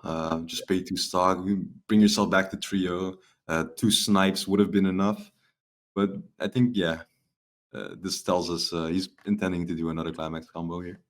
Yeah, for It sure. also goes back to listening to your cards, right? If your cards you want to shuffle 3 back, then you shuffle 3 back. It could be scary though, as we did not see him add any kind of top check. So we might see one of the Frederica's whiff. Of course, you'd hate to see it whiff, but as long as it's only one, it's okay. As you have the Brainstorm to manipulate the top of your deck. If you see a Climax, you just draw it off and then hope the other one isn't the Climax. Yeah, you can trigger your arrangement. So like having multiple Brainstorms and Frederica's mean that you resolve the first Frederica, reveal top. If it's a whiff, you resolve the Brainstorm before the other Frederica's to ditch out, discard, and draw. That is a really strong synergy there. I like that a lot. Yeah, it's all the same timing, so it's all allowed. You can choose any order you want. You can even draw first if you top check the Climax that you want for next turn.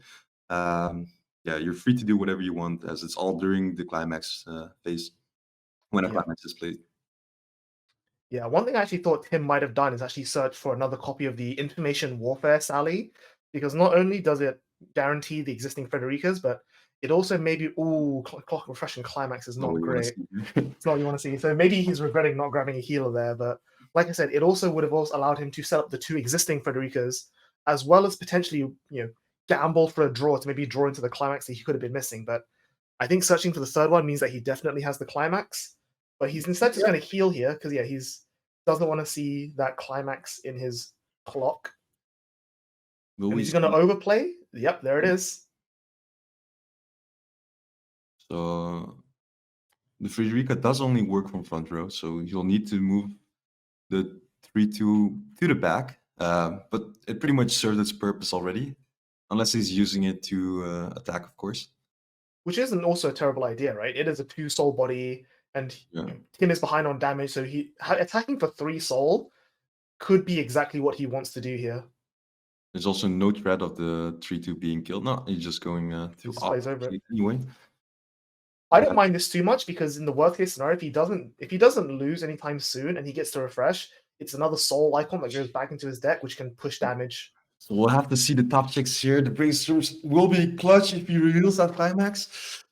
So the first one. Maybe. And if they hit, oh boy.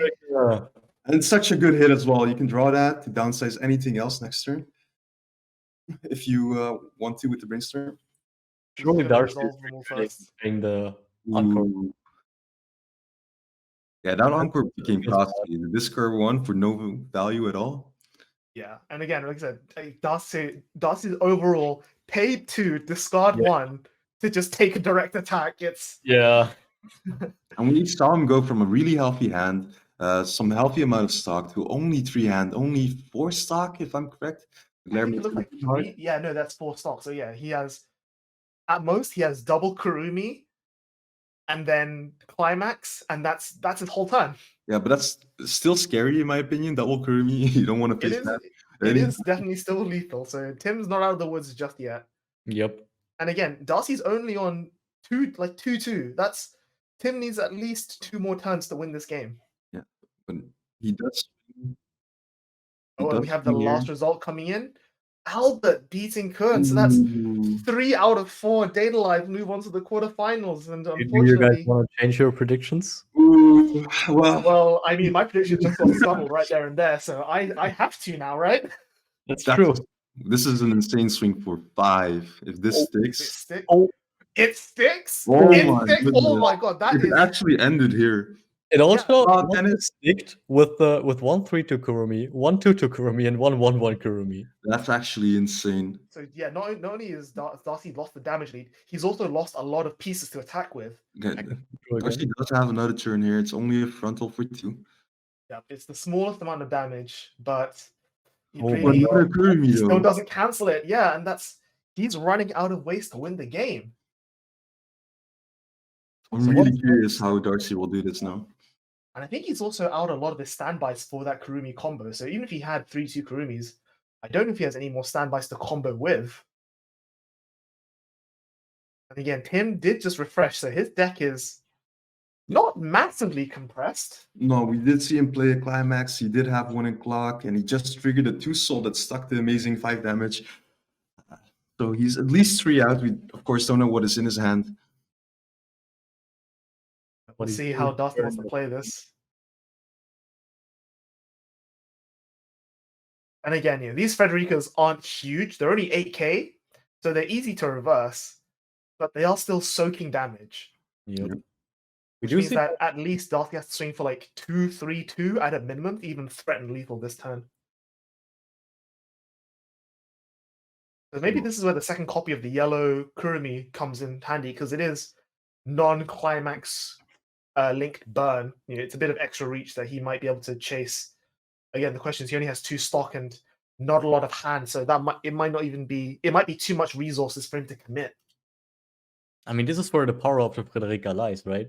You see, Tim resolved that combo twice, and Data Life already is in a predicament. I mean, obviously, Darcy did take a lot of damage there, but even without the damage taken, he would have not had much resources to actually do anything with. He would have had to really spend his resources wisely from that point. Yeah, we know that Darcy does at least have 1 brainstorm in his hand that he bounced back, every turn. He always has that option available to him, but again, he doesn't have a lot of stock to play with, and a stock spent on brainstorming is a stock not spent on level 3s. And of course, one other drawback is that it's a rest 2, not a rest self.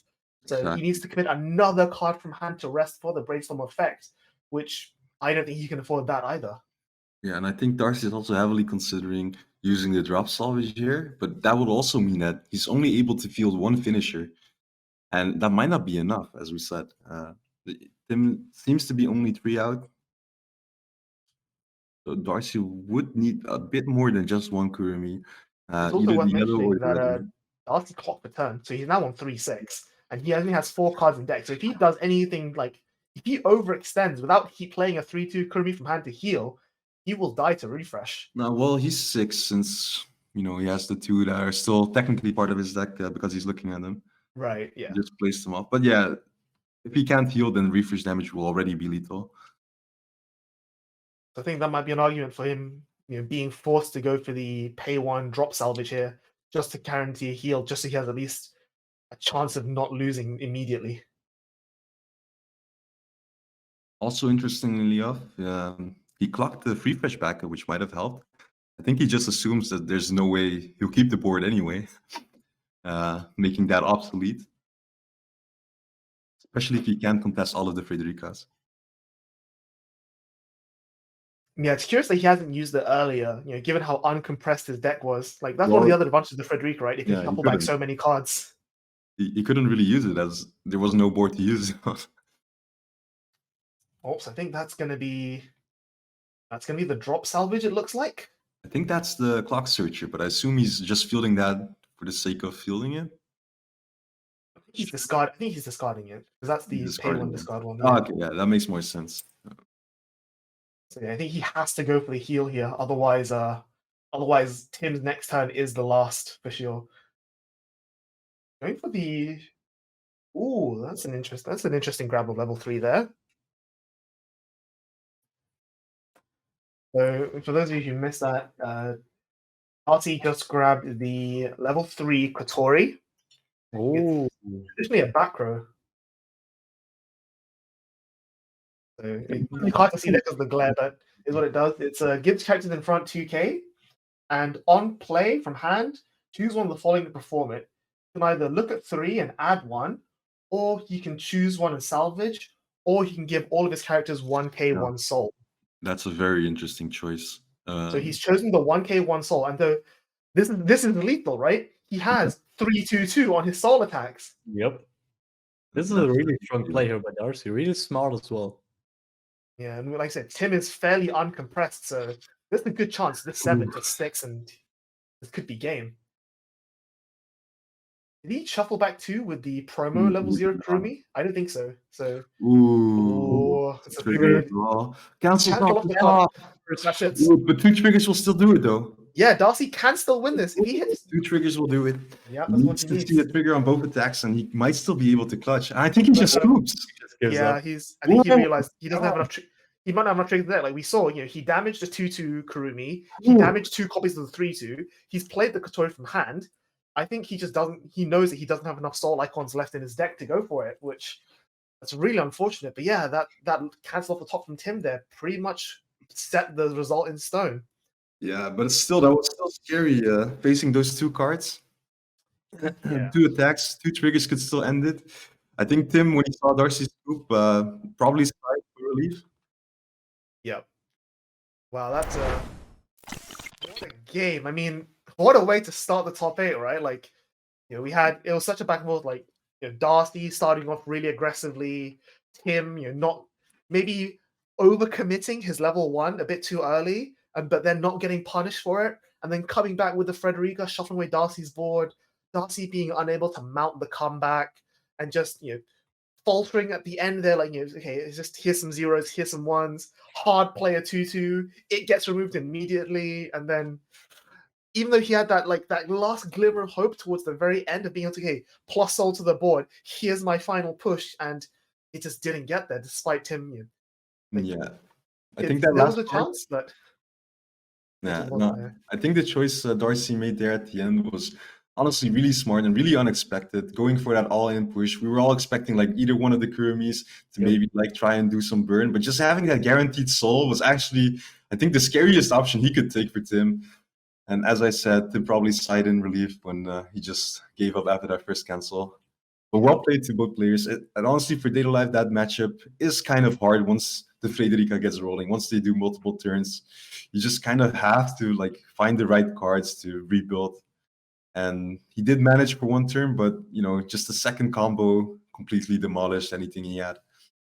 Yeah, and one thing about the Frederica there that really came out in that game is the decompression. Like, sure, he double triggered standby blank on the previous turn, but then Tim just goes, okay, shuffle back 5 cards into your deck, and then even though he triggered a 2 soul off the top, swing for 5 on a direct, it stuck because Darcy was just that uncompressed. And we saw, right, in the 5, there was actually 3, or at least 3 copies of the cards that he actually did shuffle back. There was a 3 to Kurumi, he shuffled that back. There was a 2 to Kurumi, he did shuffle that back. And the 1/1, he did shuffle that back as well. Obviously, it might not be the exact copies of the card, but it was those cards. So it's always possible. Sure, but that's it. So that's the end of top 4. And so we don't have a complete Data Live sweep, but it is going to be 3 Data Lives moving on to the semifinals, along with this one Bofuri against the world. It's going to be really exciting, but we're going to take a quick break while we get set up for that. Don't go anywhere. And of course, as always, make sure to tweet with the hashtag BRO2021. We're going to be looking at the Dal mirror just off the break. So we'll see you then in a bit. Yeah.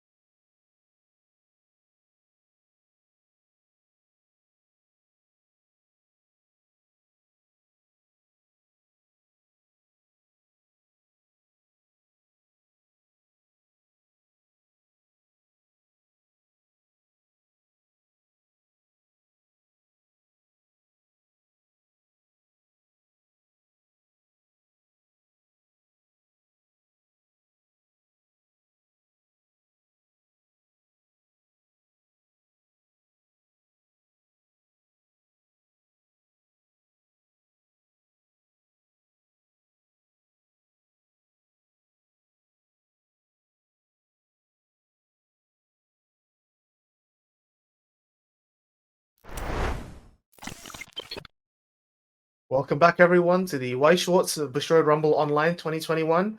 We are here in the semi-finals after a very exciting game of Bofuri versus Dal, seeing Tim take the win.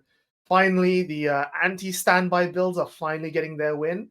But of course, on the other end of the bracket, which we're going to take a look at soon, Dal did beat out the 8-wind and the Ruby decks that are, quote-unquote, built to beat Dal.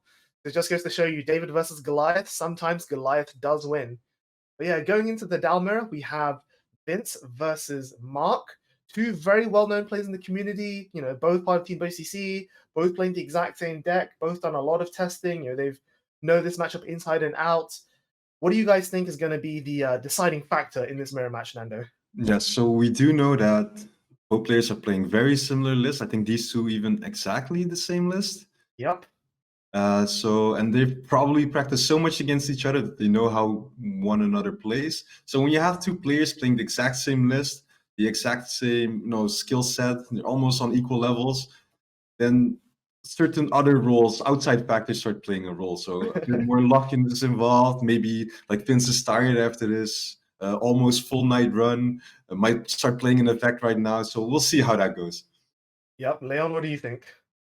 I'm with Nando here. I think exhaustion will play a big part since at least Vince did play a lot of rounds just now. I mean 3 rounds, of course, but now the other round in top 8, I'm not sure if Mark actually was also in the semifinals or the top 8 in AO, but I think exhaustion will definitely play a part here. Yeah, like both players were awake, if nothing else. I actually see here that Mark did make top 4 in AO as well. He came 4th, so he did play that final 3rd, 4th decider. So I think when it comes to tiredness, they've both been up and they've both been playing for the same amount of time. So yeah, it's definitely going to be just a case of who makes a mistake first, right? Yeah, definitely mental fatigue is going to play a role. Also, Vince already won, so maybe Mark has a bit more pressure on him, which might take its toll or just push him that much further in his decision making. So we'll see how that goes. Yep, for sure. And let's not stall too long. People might not be that excited to see Dal because it's like the big villain of the format, but I think a Day Life Mirror is always going to be exciting to watch. So let's just jump straight into it.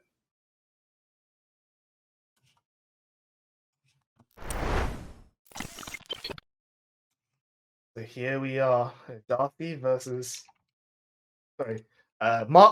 Vince. So we're gonna see what's going on here. They both taken their mulligan, and we see that I think that's Mark on the left. I'm not quite sure, but We'll just wait for the production. The Konosuba map. Yeah, we'll just wait for production to update that for us. But we see that one of the players does have the 1/1 Kurumi in their waiting room, and that player has gone first. So turn 1 standby, pulling out that 1/1 is going to be a huge tempo gain for them if they have it on turn 1.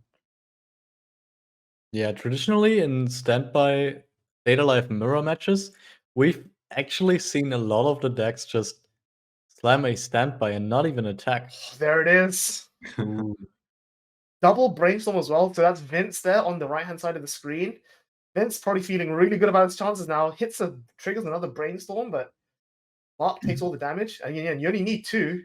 He's got all the brainstorms he needs already in hand. Yeah, we've seen him do that yesterday as well, where he just has multiple brainstorms, just bounce them all back. It's on one huge lane where the opponent just can't deal with it. So we'll see how it works in the mirror exactly, since usually Data Life's level 0 characters are kind of weak, but unless he has a similar setup, they'll at most tie even. Oh, it might actually be the same setup. So he could use the power on the level 0, as she does gain power if the effect is used, but he doesn't have stock for that, so... Yeah, I so also you see that the swimsuit Kotori. Yeah, the main difference between the two players here is that Mark doesn't have standby targets. He only has the level 3 Kurumi in his waiting room. Yep. But now that Mark did trigger the 1/1 Kurumi, next turn he definitely has ways to present a standby target. Yeah, so you see that Mark just crashing his Kotori level 0. Of course, the reason his crashes is because Vince had the brainstorm to pump it by 2k power, which is just a huge plus there. He gets to retain a character on the board, he gets to swing direct for an extra soul, and just open up that damage lead, right? Yeah, but in this case, Mark specifically chose the frontal attack into the losing lane just so that Vince does not have a free attack to front on, meaning that Vince, if he wants to attack, most likely pushes Mark to level 1 first, which means that Mark can start bringing out the level 2s earlier than him and He's present more that. micro decisions here. Yeah, pretty much. Yeah, These are like the small details between, data life mirrors. Yep. Yeah, we saw that Vince briefly debated on putting the Katori in the background, just attacking once, just because he doesn't want to push Mark on that much damage. But I think here, like, while you have the tempo advantage, you should just roll with it, right? Like, he's taking these swings, Mark's eating everything, really eating everything. So, yeah, I think, like, Mark being on 1 damage and being able to stand by out level 2s isn't, like, the end of the world, right? Like, sure, he's going to reclaim, like, some advantage by putting out massive beat sticks, but it won't be too long until Vince is also going to be putting out massive beat sticks. And if nothing else, this 1-1 has hand encore. So if he can't contest the 2-2 lane, he could still contest other lanes. Yeah. So we'll have to see if he even can contest the 1-1 here, as he might be forced to pay out the stock by hard playing a 1-1, which would be unfortunate. Not being able to do any kind of hand fixing, setuping. Pretty much just relying on what he has available in his hand right now and what is in his waiting room and to deal with this board. I'm not even sure if he actually does have a 2-2 standby target in waiting room. And I don't think so either. But I do not think so, yeah. Yeah, so the problem here is that hard playing the 1-1, the best he can do is just crash into the other 1-1 because they're tied. At least Vince didn't play a climax, so he wasn't able to bounce the brainstorm for plus 1k power. But then, that's you paid the stock, you're committing the 1-1, whereas Vince got it for free, and then you have to hand encore on top of that. So you see here, he's just going to go for a clock search. Oh, actually, I think Mark clocked a standby at the start of his turn to draw 2, so that might imply that he has another one in hand just stuck there. Yeah, that definitely is a tell for that. It also means that might actually only be his only red option if he intends to play a standby, meaning we already saw right, because the rest of his clock and level are not red. Yeah, that's also a possibility. Yeah, but so we did see that he had yellow in level, he had yellow in his clock. So if he intended to play both blue and red this turn, he needed to make a sacrifice by clocking the climax. And now he used the clock searcher to put a blue character into his clock, meaning he has access to all colors in his deck, but at the cost of, one less standby climax to play from his hand. Yeah, I mean, if maybe he just clocked the climax because he needed the red immediately, and he only drew the clock searcher off of his draw 2 off the clock. That could also definitely be a possibility. Yeah, because I think if you knew that he had the clock searcher, you would definitely just put red in. Like, you would put something else in so that you can put red in off the clock searcher, but he's just resolving there the level 0 Toka just to go through his deck now. Probably because he has a bunch of, he dropped the 2-2 at least from the Toka's effect, so he does have standby targets. The question is, has he lost too much tempo to make the comeback? I think it's such a smart use of the Nightmare of Queen Kurumi as well. Traditionally, you see standby decks that run a blue and red lineup level 1 sometimes lose up on power when their opponent just gets them to exactly level 1. But especially with this card, since you choose what you put into your clock, you actually can color fix it quite easily. So you circumvent that problem of having either red or blue by just doing both. Yeah, so Mark there using his 1 stock really efficiently, searches for everything he needs to set up his turn. He has double brainstorm ready to go. The only concern now is he might not have that third attack, and he might just be considering buying out the 2-2 into the front row. Yeah, definitely. And also, once he standbys that 2-2 on front row, depending on how the attack against Vince's level 0 goes, he might even opt to keep Vince at level 0. Meaning there's no way for Vince to actually contest that level 2 in the following turn. Yeah, so he's there going to play the promo Rumi, the one in the underwear. He hasn't shuffled anything back, so it's not going to side attack for free, but it does have the on attack, give power to something, so he can pump his Nightmare of Queen to get over the level 0 if nothing else. But he's standbying out the 2-2, he's resolving his brainstorms just to get the value on the board, and I think here he's Yeah, like I said, he could just leave Vince at level 0 so that Vince can't get anything back out of it, but I think he definitely needs to just start punching back just to get some damage back on the board. He's an entire level behind. Yeah, that's really true. So Vince canceling the first attack there, which is not ideal either. Swinging for just low numbers, but it is sticking.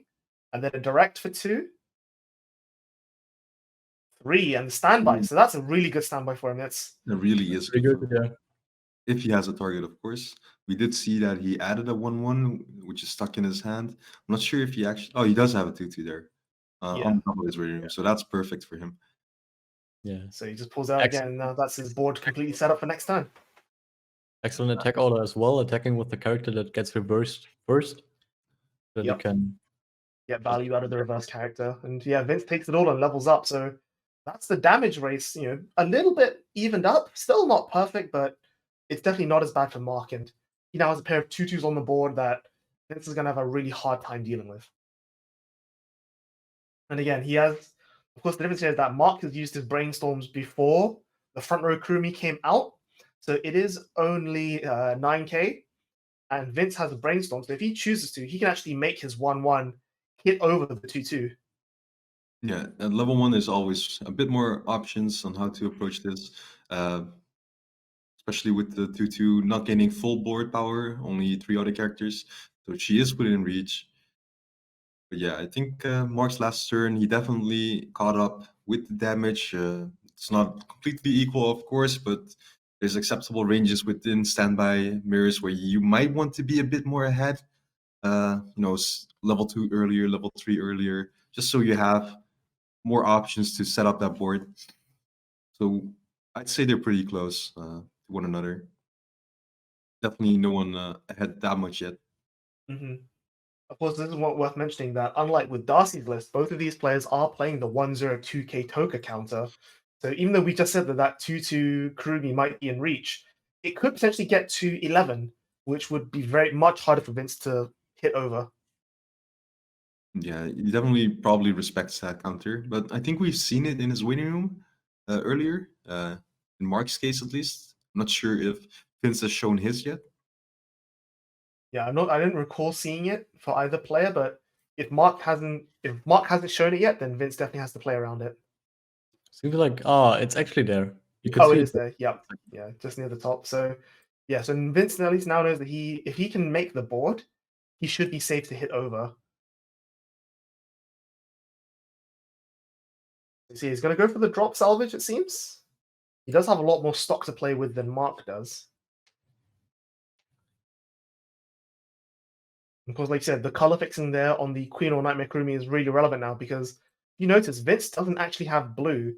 So that 1/0 Toka or the 1/1 Yoshino, that can't come into the board there. So he's actually going to salvage the Nightmare or Queen, maybe just to A, fix color, and B, grab those blue pieces that he needs.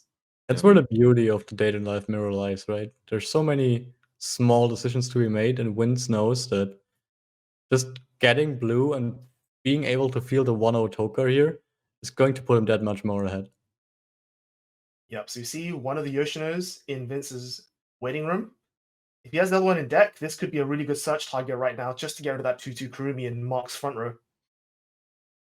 We'll see what he gets here. He just gets a promo, that's fine. I mean, because one of the things I would like about getting the 1/1 is that he doesn't actually have to swing the 1/1 into the 2/2. He can use it to reverse the level 0 Toka, no problem. And then during Mark's turn, swap it around. Can get it over, right? Yeah, the power pump brings it pretty high, I think. Yeah, the power pump actually gets to 9k, the boost from the brainstorm to 10k, and 10k is enough to get Reverse over the 2/2, yeah. Yeah. At worst, Mark could opt to use the 1/0 anti-chain counter to tie, but that's not really in his favor as both characters have on Encore. So Well, it depends, because if Vince plays a climax, then you could actually consider playing the counter to remove whatever it is that Vince that's standbys very out. true. If Vince presents something scary in the back row, then Mark might consider using that effect fully. But we'll have to see, as Vince seems to just go into attack phase without a climax at all. Yep. And I think that's a side attack, but it is a level 0, so it's the full 2 damage, which again, Mark is just taking everything so far. So that's probably a frontal. He did boost it. Another 2. Again, oh, Mark's now already at level 2. That is, has Mark cancelled at all this game? I don't think so, right? I don't recall either, honestly. But that's Not it's definitely really not that- a position he wants to be in. But yeah, that's Uh, pretty much what we Vince said earlier also as well. moved one with the swimsuit Kotori. So Oh, yeah. it was still Okay, right, yeah.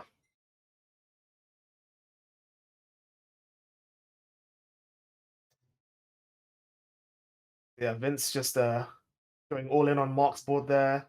Mark hand on calls the 2-2. Of course, he needs to. It's his only way of like retaining any power on the board. Again, yeah, Mark is just very far behind in damage. Does have the board set up, but Vince was like, I don't need to work that hard to contest your level zeros because even though you have standbys, those 2-2s that you stand by out, they're not actually live until next turn. So that gives me a turn of just contesting with my zeros and then setting up my standby targets for when you eventually, after you commit. I think that's a really strong tempo play from Vince there, just saying like, you first. Yeah, it definitely is. I mean, even if Mark wins the board here somehow, then Vince can still play his or use his own Hanan core, and then maybe get over the 2-2s next turn as well. Since, especially with the new cards, with the promo as well, and the brainstorm, Data Life does reach quite a bit of power during their own turn from level on onwards. We see the swimsuit Kotori coming out for Mark as well. This card is actually doing a lot of work in the mirror, not only because it lets you go through your deck and filter and set up, but the drop search to A guarantee your pieces, like discarding standby targets from hand or salvaging core pieces like the clock searcher, but also the power pump to just, like you said, contest that board on a regular basis with that back and forth is really making a difference here. Yeah, definitely. But do note that even though Mark is behind in damage, almost as much as he was before, actually, he does have multiple 2 soul bodies already, which will definitely help him catch up here. Yeah, and as we say, one of the disadvantage of standby not having climax on play is somewhat mitigated by your deck playing a high number of characters with soul triggers. Yeah, exactly. And 8 climaxes that also have a soul trigger on them definitely adds up as well. Just playing the brainstorm there, deciding whether or not to brainstorm.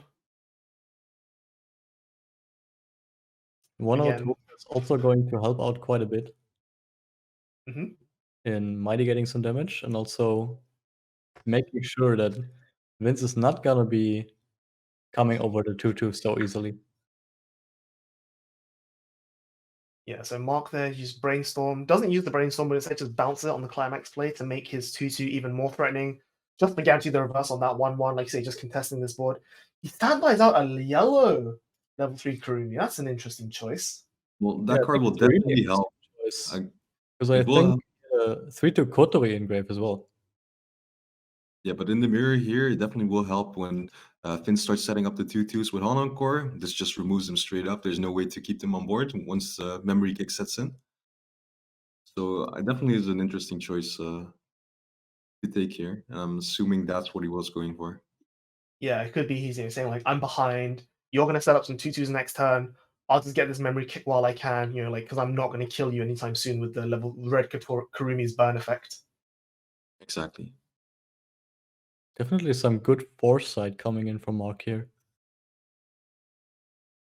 Gonna see how it pans out. It also works against the 1-1s, of course, against any form of Encore. Mm-hmm. Is Vince considering an anti-change here with his green 1-0 counter? Well, yeah, he might have noticed the threat that the yellow Kurumi presents. As in all his future turns, there it is. Pretty much just instantly get rid of it, since there's like no coming back from that once he starts kicking those 2-2s away.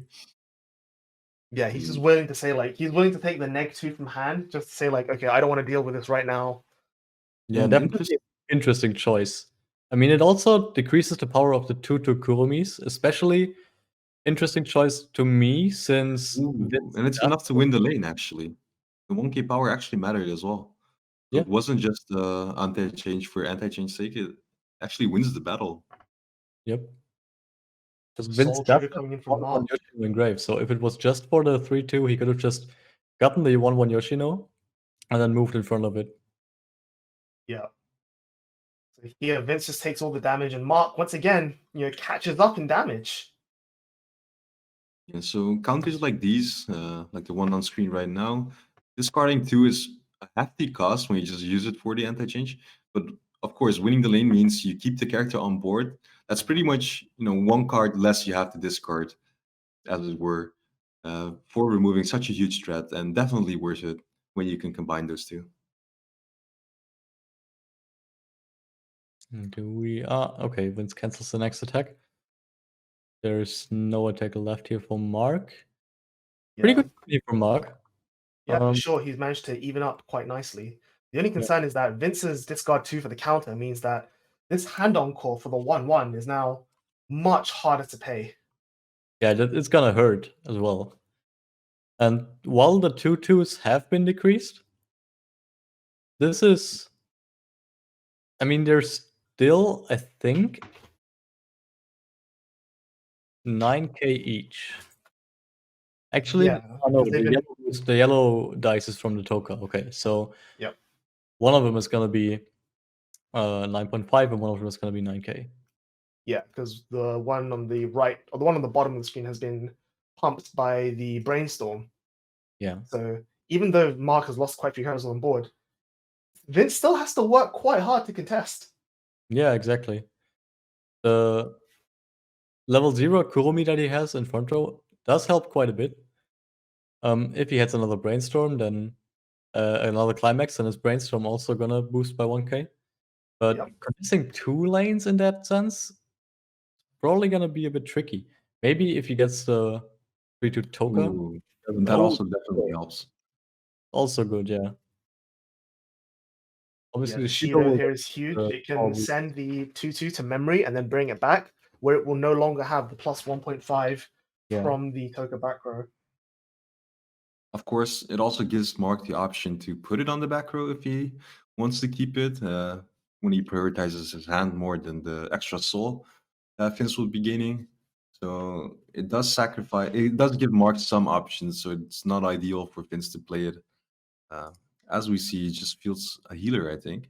Yep, just comes down with an early play, which doesn't actually contest. I think it's a little bit too weak. It's only 8/5 and gains no power on its own.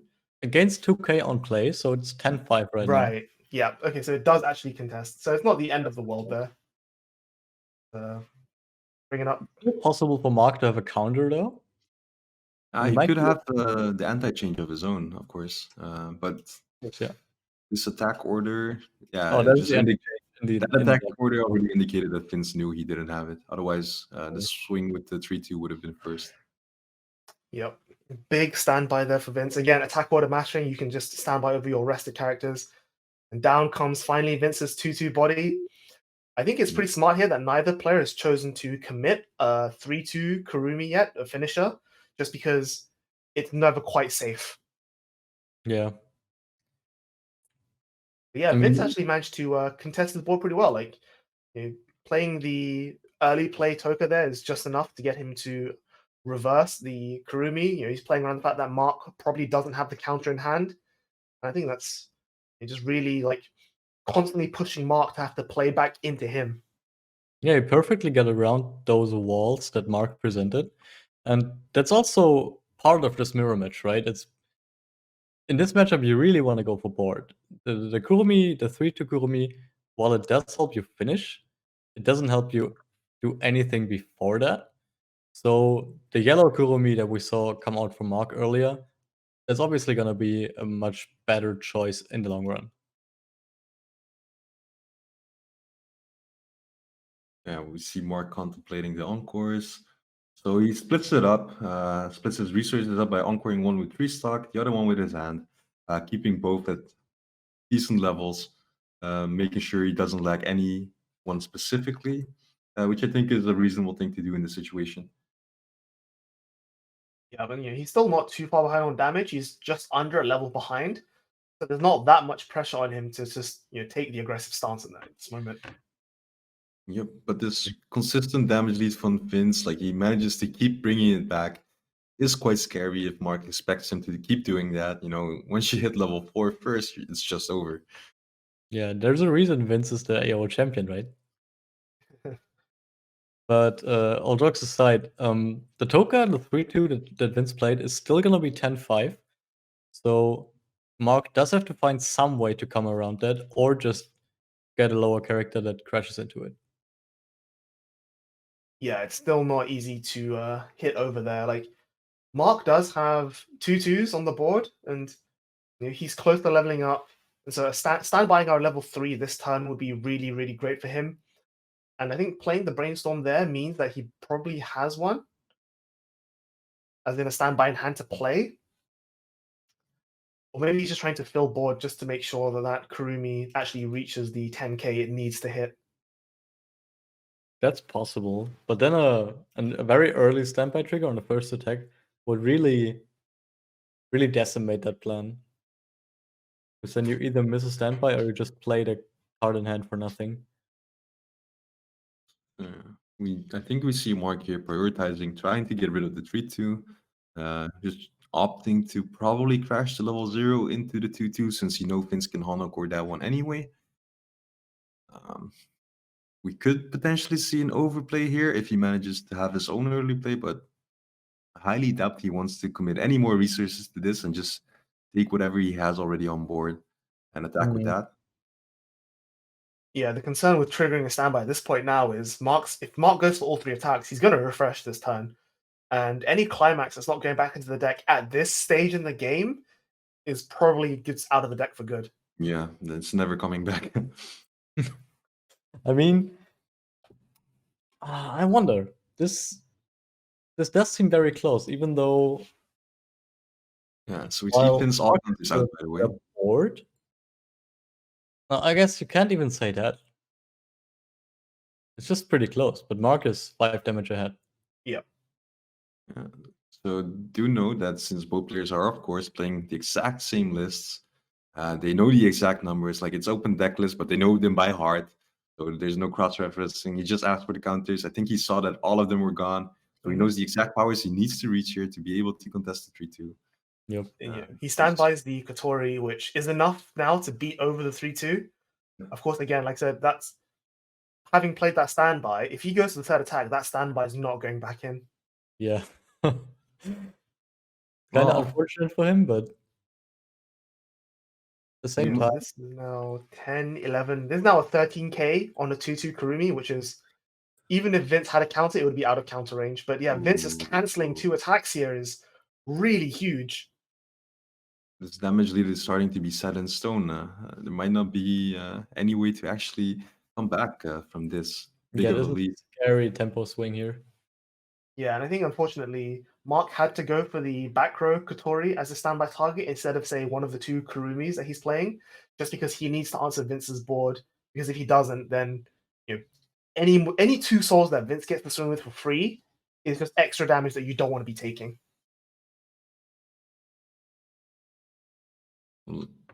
Let's see how this potential final swing. You might even, as you said, consider not attacking, but with this far behind, I think you just take the swing anyway.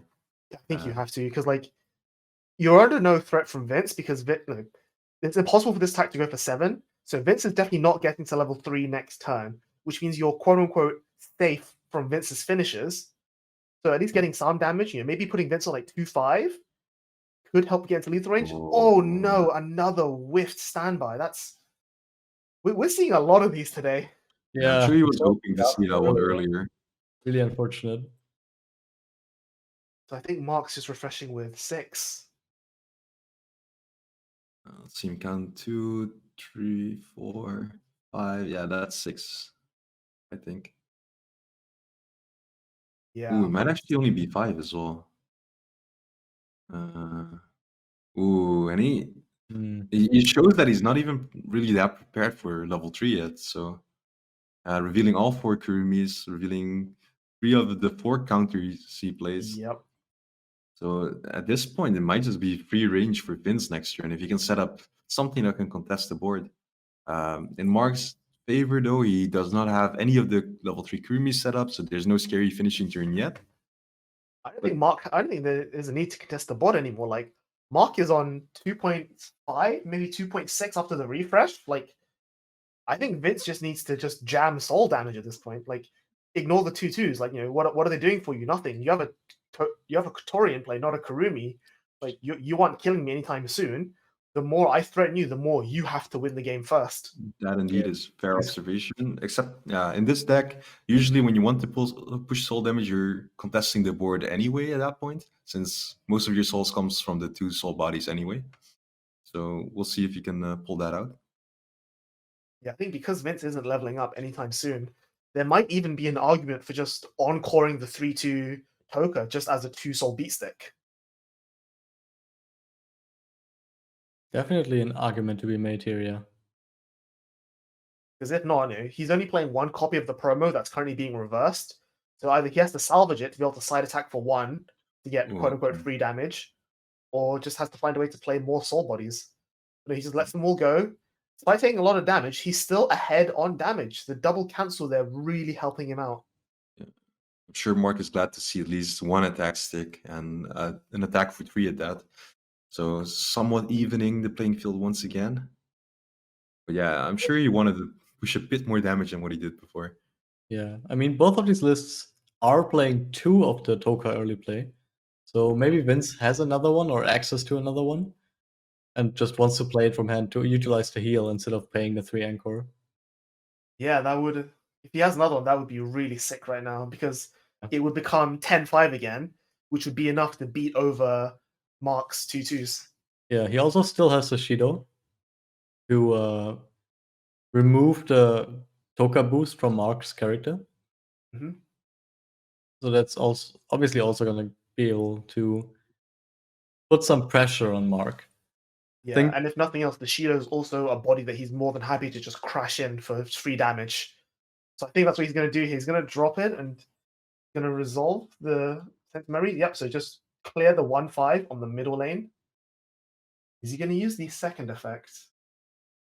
Maybe just to find like a 2 soul beat stick? Yeah, so definitely with this, he indicates brainstorm first and probably using the second effect to dig even further. Yeah, hoping to find what he needs. First here. Can sack it later or right now. Still, he can play the early play first. There it is, the second early play. Using the Shido to meet the 4 or more condition.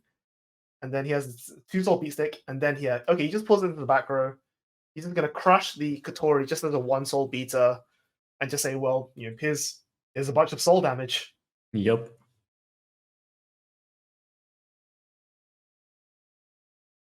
We might see him actually push Mark here into deep level 3.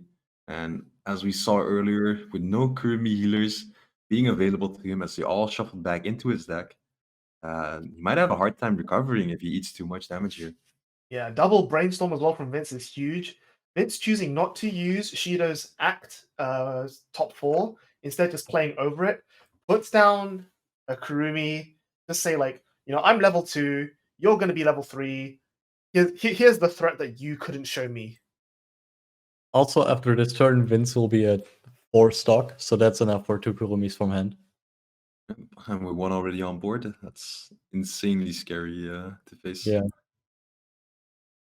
Crashing in with the Kotori. Soul Icon, 2 damage. Oh, okay. So Big at least cancel some, from yeah. It's not the end of the world for him, yeah. Moment to rest there after that cancel. But there's Of still course, 1 more attack coming 3, in. 4. 4. Oh, okay. Another That's cancel. what you want to see if you're Mark. For sure. Like, any cancel is fine at that point. despite being super uncompressed, like, if I was in Mark's shoes, I was expecting to take a lot of that damage, because we saw him trigger 2 standbys last turn, one of which didn't even resolve. So he was like, what, 5 or 6 back in the deck? But he's been able to go through his deck at a reasonable pace. I think he might be able to maybe even compress a little bit here, just like avoid dying. But at the same time, one of his 2/2s is reversed. He has some stock to play Kurumis, but we know that he refreshed with all 4 in the wedding room just now. So he needs to dig for them before he can play them to heal. So it's still an uphill battle for Mark, I think, going into his turn. Oh, and we have here the other semi-final result for you on the screen. We see that Tim, playing Bofuri, has beaten Albert. So yes, we are indeed Bofuri into the finals. That's incredible. Let's go. Pretty much what the deck is made for, and we're seeing it pull through here. Which means I think no matter what happens as a result of this game, it's going to be Bofuri versus Date Alive in the finals. As we said earlier, we went from a 3-in-1 chance of Doll taking it all to a 50-50 once again. Love the 50-50s. So yeah, we're just seeing here which of these two incredible players is going to be fighting for that championship spot. We said it during the break, right? It's 1 versus 3, 1 Bofuri versus 3 Data Life. That means it's an even fight. Yeah, I mean, as if the mirror wasn't skill intensive enough as well. Like, having to face against Bofuri, which is probably the deck literally built to beat Dal, like the hardest possible matchup is, again, whichever player wins in this match definitely has their work cut out for them. Yeah, and you just gotta imagine the mental stress and fortitude these guys must have and have been going through in these Data Life mirrors. Because typically a mirror match does, for me at least, require much more concentration than other matches. But a Data Life mirror in particular, you just have to keep so many things in mind. The small boosts, the ways your opponent can boost characters, the power levels. You're gonna be at least a bit mentally exhausted after this. Exactly, and plus, not to mention, both of these guys were playing in the final stages of AO, so they've been up for how many hours at this point now? Yeah, definitely. It might not show it right now, but the mental fatigue will set in at one point. It's been a long weekend for both of these guys, and one of them is at least going on for another while. Mark there, just no level 3s coming out yet, just brainstorming. Hits off the brainstorm, which is something. And he does mill another Kurumi, so he can search for 1, but then that's only 2 he'll have access to, which is not great. He does have the stock for it, but again, that means he needs to find the standby for it, which is another standby out of his deck. And 2-4 on Vince's side is not quite lethal range. Yeah, that's kind of unfortunate for Mark here. So what do you do as Mark? You field characters, you probably try to heal. I mean, you do want to push for a bit of damage, but it's really scary getting Vince to level 3. Exactly. Like Vince already has 1 Kurumi on the board. He's got the stock to play a second Kurumi. Like, you want to push, but not too hard unless you're sure you can survive. And having refreshed with only 5 or 6, having just milled 1 just now off of the brainstorm. If I'm in Mark's shoes, I would not feel good about my chances of surviving here. Yeah, I think if you're Mark here, what you want to do is just grab a refresh backup. I think that's what you really want to do. It's a swimsuit Kurumi, the 2-1 backup. This is probably going to increase your chances of living, which, of course, in turn, increases your chance of actually winning this game. Yeah, although he did refresh with only 3 of his 4 counters in the waiting room, so there is a chance he has it in hand already, which is why he didn't search for it. And I think that's one of the things that Vince was asking him just before the refresh last turn. But no, I agree. This card is gonna, during Vince's next turn, if Mark has this card, it's going to make a world of difference. Yeah, and it's quite a difficult turn for Mark, so it's understandable he's taking all the time he can get here and making sure there's no misplay, making sure he thinks every possible scenario through. And we do see the Kurumi come down here, so... Yep.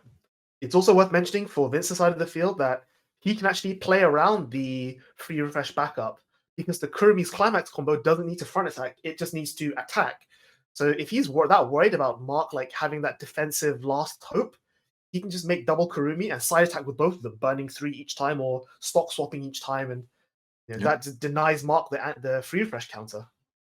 Exactly. The Kurumi offers so much versatility in what she does. There's always a way to play around the threats your opponent can present. Such a good card. And there's Mark playing a second copy of the story there. Which of the 3 options is he going to choose? If it's +1 soul, then that might be scary for Vince. I think it's +1 soul. I think it is +1 soul. And the die indicating the global 1 soul here. Maybe he's just going for it this turn. He only has 1 Kurumi, so that's not a huge amount of damage, and this is relatively well compressed. There's only 3 climaxes visible there. Not sure what Mark can do here. He's going to attack. I think Mark even has the hand size to burn, so probably it's going to be the shuffle back. Oh, you're right. I think he has no hand. There's no climax either. Okay, that's very good to see. If All you're right, Mark, damage sticking is nice. So that means Oh. it's. Very good to see, yeah. I mean, this is lethal swings again, right? It's 3 and 4. yeah. Depending on how this one sticks, we might see the burn tree coming out indeed. Ooh. Cancel there for Vince. You know, it was to be expected. Like I said, Vince is fairly well compressed, but There's still potential for lethal if he wants to go for it. oh, that Ah, faces no, trigger. actually. He doesn't want to hit there. Every climax trigger is a climax you don't cancel with, and he already didn't have the burn, the combo from the Kurumi, but Yeah. So this is a swing for 4, which is still a big number to hit. It would make it that much more difficult on Vince, as he will be forced to play out his Kurumis as well, instead of taking it slow. Ooh, before it's cancel cancelled on the last four. card. Oh, that's huge for Vince. Yeah, this is really good for Vince. Really Mark's final push goes nowhere. Well, he did set up a pretty big lane with that last standby. The Kurumi might not be able to be contested by Vince at this point, unless he sets up a similar board. Yeah, Mark there, standbying out the 2-2 Toka. It's just nothing huge. It's just 10-5 body with maybe an on-reverse effect to prevent damage, but I think, you know, at 3-1, again, like I said, Vince can just play around the counters really easily and just, if he finds a second Kurumi, he's level 3 now, he can just drop onto the board. He can even clock draw 2 because the Kurumi heals it back off again. Mark is still definitely not out of the woods. Yeah, it's a really nice spot for Vince to be in. Blocking the climax even. I mean, we probably guess at this point that he has the Kurumis ready, right? For sure. He's going to heal it off. The question is whether or not he has the climax he needs for the combo. That Definitely can be tough to know, but clocking the climax means that he probably has one. Or well, at it's a least has a different climax, so the climax doesn't help with pushing soul anyway, so you might not necessarily want to use it for the standby, hoping to get the Kurumi one. Yeah. Like if you look at his waiting room, it's fanned out place. You can see that there's 3 copies of the Kurumi standby in waiting room, and you know, including the one in his clock, 3 copies of the token. So he only has 1 copy left of combo. I think it's 4. Actually has 4 of the. Yeah, you might be right. Actually, the glare hides it a bit, but I think that's the 4th copy of the Kurumi climax combo. I'm not So sure. Mark might actually be a bit more safer than we thought here. Which I think Yeah. is good, especially because, as you said, Mark is super uncompressed right now. So Kurumi's combo to shuffle back a bunch of cards means that those swings for 2 or 3 would definitely hit. Oh, I think I'm wrong though. I think there's actually on the right side of the climax of the bottom, you can actually make out like a purple line. And you have that only on the Toka climax. Yeah, Well, we'll he have to plays see the what Kurumi. happens. So the Kotori comes down. Ooh. Vince also getting 1 soul, 1k to the board. Show us the standby, Vince. Come on. So is it in his waiting room? Does it have it in his hand? This next moment will tell it all, I guess. Yeah, double Kurumi is not one you be looking. You never want to be staring that down at any point. But just moving his board around, just making sure he can actually reverse the lanes. So No, Leon is right. That last one wasn't, and yeah, we see it. there it is. That's the final one. So it's worth noting that with the 1k from the brainstorm, the middle lane now actually gets over Mark's middle lane. So they both have double Kotori in the back row. So it's 15k versus 14k on the Kurumi. Double Kotori, baby. Such a powerful effect there. And again, Mark is on 3.1, and Vince has 3 swings for 3. So only 2 of them need to stick, and 2 of them are shuffling blanks back into the deck. Yeah, this is such a tense moment for Mark. One of them can even burn 3. Yeah, Vince actually has the hand to do that. It's such a scary moment. And again, like we saw yesterday, the order matters, right? Like, do you burn first and then shuffle back? You know, do you burn just to rip that last climax out, or do you shuffle back just so that the burn sticks? So many options here. So he's going to crash this lane, which I think is a bit risky because it gives Mark the chance to damage Scribe. He's going to burn first. 3 for first. Does it stick? Oh, It sticks. Ooh, that's really And the unfortunate. attack is for 3. Oh, come on, Mark. You need to cancel this. Oh. 1, 2. No, Oh, it just doesn't come through. It's just a little bit too uncompressed. We saw there, yeah, it's just Mark constantly behind in damage. You know, Vince with that early standby. Mark couldn't claw back, and yeah, double Kurumi is just, you know, at some point when you're facing double Kurumi, you just have to make peace with your last moments. Exactly. Mark was definitely expecting, probably most likely to lose the game there, but you know, you always have hope. You always pray that climax will appear to buy you one more round, but it just wasn't in it. Yeah, it's really unfortunate. Like, he was actually not too far off. Like, you know, he said maybe Mark had the last copy of the free refresh counter in his hand, which he just chose not to use, or maybe, you know, the fact that he double triggered blank standbys on the previous turn, which made him really uncompressed, was just one or two things that could have just really changed the course of the game. But here you can see the final bracket: Tim versus Vince in the finals. Nando, I know you're very excited to see both Furry there. Yeah, I said it at the start of top 8. I'm hoping both your Ruby make it. The odds are stacked against me, but you know, Tim at least pulled through, bringing Beaufry to the finals, and we'll see how he goes. Yep. I want to change my prediction. You were asking us if we wanted to change ours. Now it's your chance. I really want to see Bulfuri win, but Vince is a really good player, though. That's definitely. I'm gonna stay with it alive. You're gonna stick with it alive. Okay, so you're saying that you think Vince can take the back-to-back crown. Yeah, if anyone can do it, it'll probably be Vince, as we've shown many times.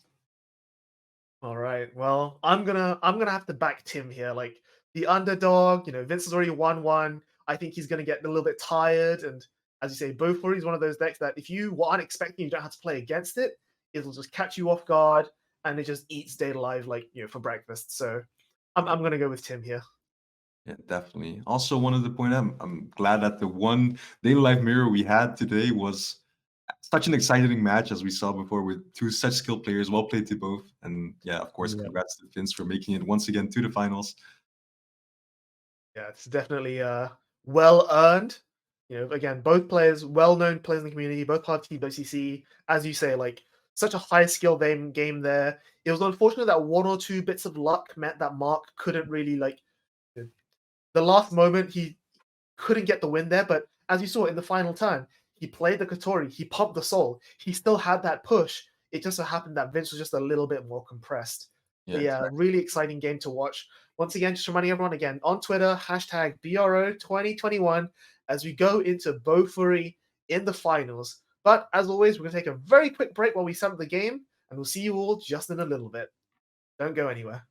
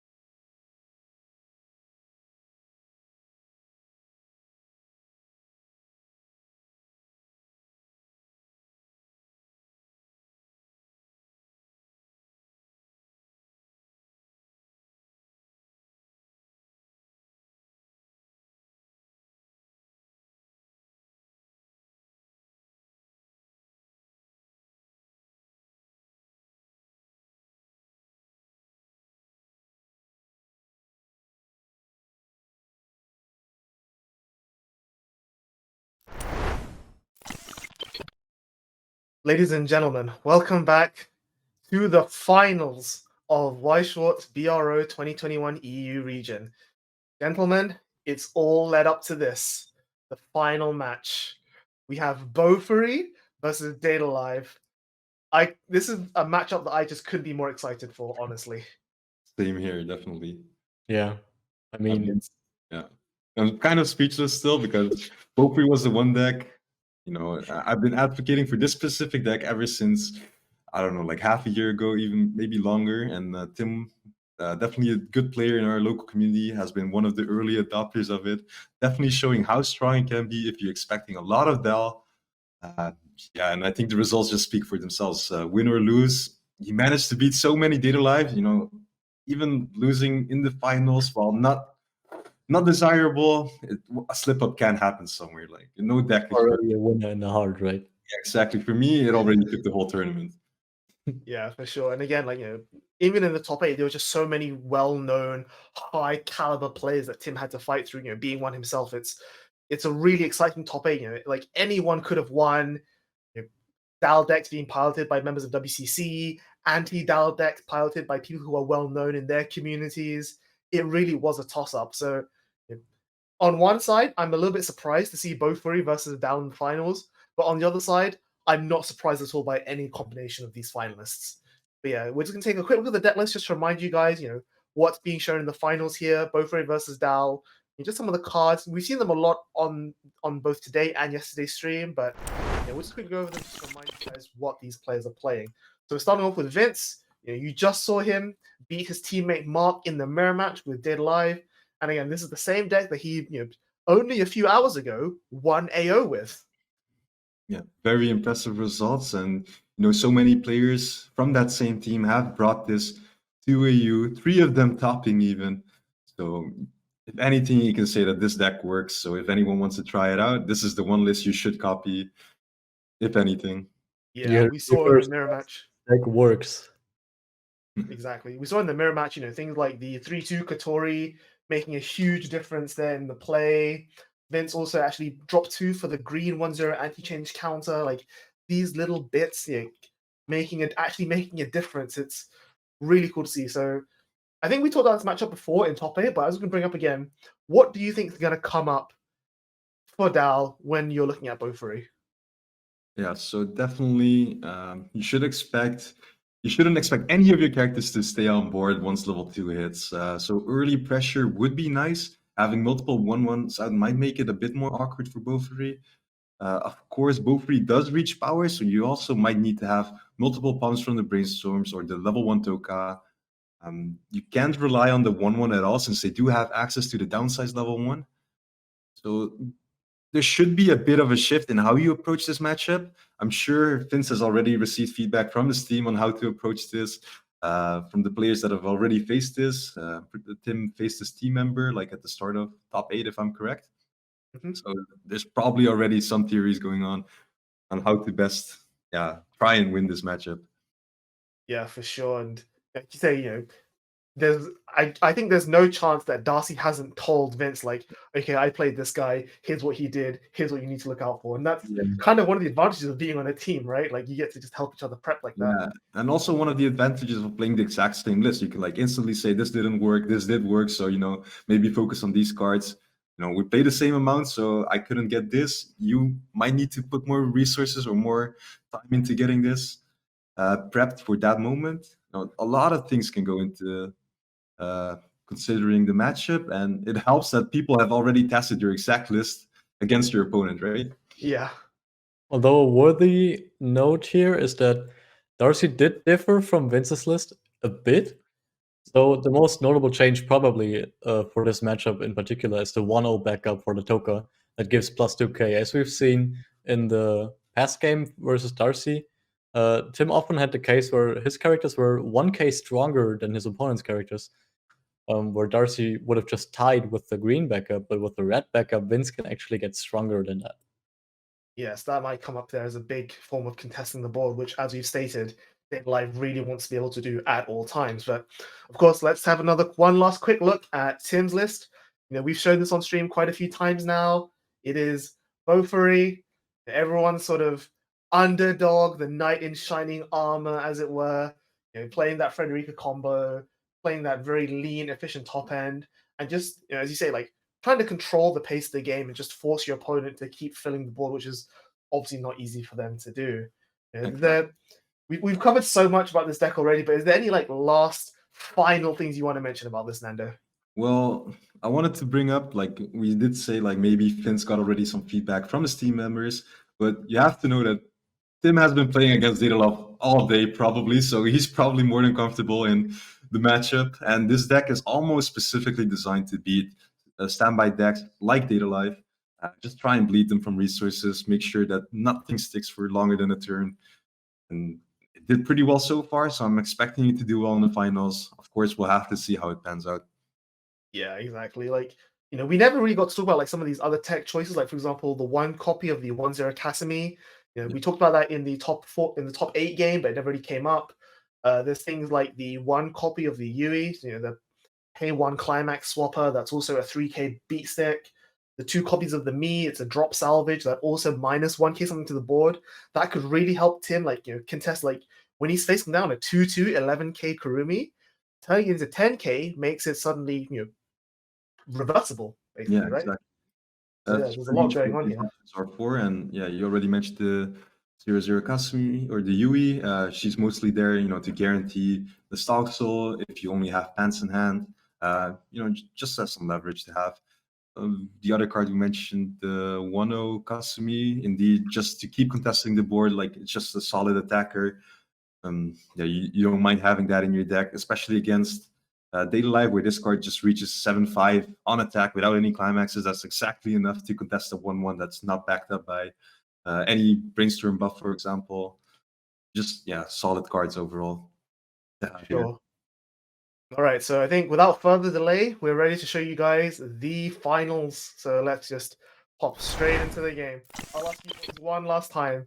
Who are you rooting for here? I don't think I have to say it, so Leon, go ahead. Listen, it doesn't matter who I'm rooting for, since I'm also EU, so I do want the EU guy to win, right? But I just think Daedalus is the strongest set at the moment, so I do feel like Daedalus will win. However, I would be pretty happy if both won. All right, there you go.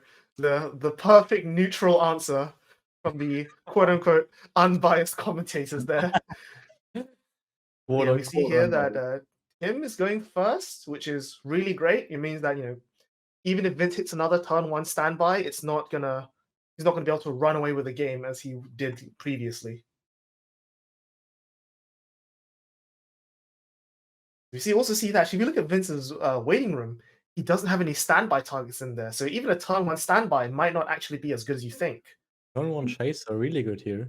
Yeah, and well, you mentioned no standby targets, but getting the 1-0 out early, also pretty decent. Makes it so that Vince doesn't need to have blue to play it from hand. I'm not sure if it's worth going for it, but an incidental trigger with the standby, just putting that on back row, you're never mad about that. For sure, but yeah, like I said, the turn 1 chaser from Tim is massive as well. Because if there's one weakness Dal has, is that its level 0 is full of utility, but not much power. All he really has in terms of power is the gain from the promo underwear Kurumi, right? It pumps 1-5 on attack, and that's kind of it. Well, the brainstorm is there, and we've seen Vince do multiple times where he puts 2 brainstorms on the back rope, slams that standby, pumps the Tokai he has right now to 3-5, which would be enough to contest this card. Will we see him do it again when there's not really that good of a standby target? I doubt. But it's a lot to ask for, right? Especially compared to teams where, like, you had to play 2 cards and a climax. I just had to play this 1 card. So he's just going to drop the climax swapper Kurumi there, not using the effect, just as a body to make some stock. Yeah, he standbys out the 1-0, as you say. It's not an awful card to have on the board. It's damage scry, which is always nice to have. But yeah, this is not going to swing in, so he's probably going to side attack here just for 1. Yeah, very smart here. Not much you can do about that unless you overcommit. And like I said, he did trigger the stand, or he played the standby, put the 1-0, but he didn't have the brainstorms this time. Yep. You just get that blue marker there. It's just indicating 1-5 from the Toka back row. But of course, Very- that makes it only. It still makes it. It makes it big enough that it's a problem. It's only 4K body, but then Tim can also just say, play some zeros of his own, like maybe play the me to give it minus 1,000 power. The me is definitely a good option here. It also could set up his level 1 climax combo, or if he's already set, already prepped that Frederica, as the Frederica is so key for the game plan and just this matchup. Yeah, so he's playing the Information Warfare Sally. That's a card that I think we're all fans of, and he actually opts for the rearrange 2 first Yeah, before he goes for the mill. So yeah, he doesn't need to set up things like the Frederica combo. He doesn't need to set up his brainstorm draws. I think here he's just trying to mind game his opponent, saying like, say a 0, let me draw a card. Like in certain other decks, when you play this card, for example, the 8 standby Bofree that was doing so well in Springfest, you want to mill first so you can always rearrange to guarantee a standby on the second attack. But in this deck, it doesn't really matter that much where you trigger your climaxes. So you can play around with the mind games if you want to. Have some fun in the finals. Why not, Yeah. So he's just Vince going there. He mills a Frederica, so I think he doesn't get to draw anything.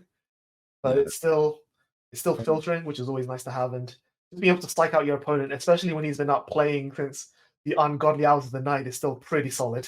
Yeah, so this actually also means that the Frederica won't be stuck in stock for Tim, which is pretty huge in this case. But he opts to play the draft search, so that doesn't really matter anyway. Yeah. But this does mean that he gets to neck the buffed Kurumi there on front row, meaning that the Chaser will be able to reverse it. Yeah, So and try currently- fielding here for Tim is really great because Vince only swung for 1 last turn and it did stick, but Tim's only on 3 damage, 2 or 3 damage, which is not very much. Vince also only on 2 or 3 damage, but has to face down 3 attacks this turn. And as we said before, Dead Alive being on level 1 is quite scary because that's when they can stand by out their 2/2s. But maybe Tim just doesn't care. Maybe he's going to say, make your 2/2s, I'm just going to plus, and then at some point the Fredericas will get rid of them later on anyway. Yeah, exactly. And with this specific setup from Vince, with only 1 stock, the standby being used for the 1-0, not having a 1-1 means that if he hits Vince to level 1, he can at most present a single 1-1, not withholding any standbys he might possibly trigger. So, Unfortunately, blank gate from Tim there is not ideal, but it's not the end of the world. It does mean that he's a little bit less likely to hit the combo next turn, but the soul trigger is nice. Hit Vince for 2, Vince takes it all, and another. that's maybe less good. That's less good, but he sticks to 3, so Vince is taking all of this, so maybe it's working out in his favor, knowing that Vince can't fight back next turn. Even if Vince plays a standby next turn, the 1-1 is coming in rested, the 2/2's coming in rested. Vince can at most hard play a 1-1. Another 3 yeah, those are also some big 6. swings. Those are some big swings coming in, and he's only at 3 damage himself, so those climaxes being out early might not matter that much, depending on if he has a gate in hand already. So we'll have to see what he does next turn, but honestly, a great start here. We'll have to see how Vince approaches his turn as well.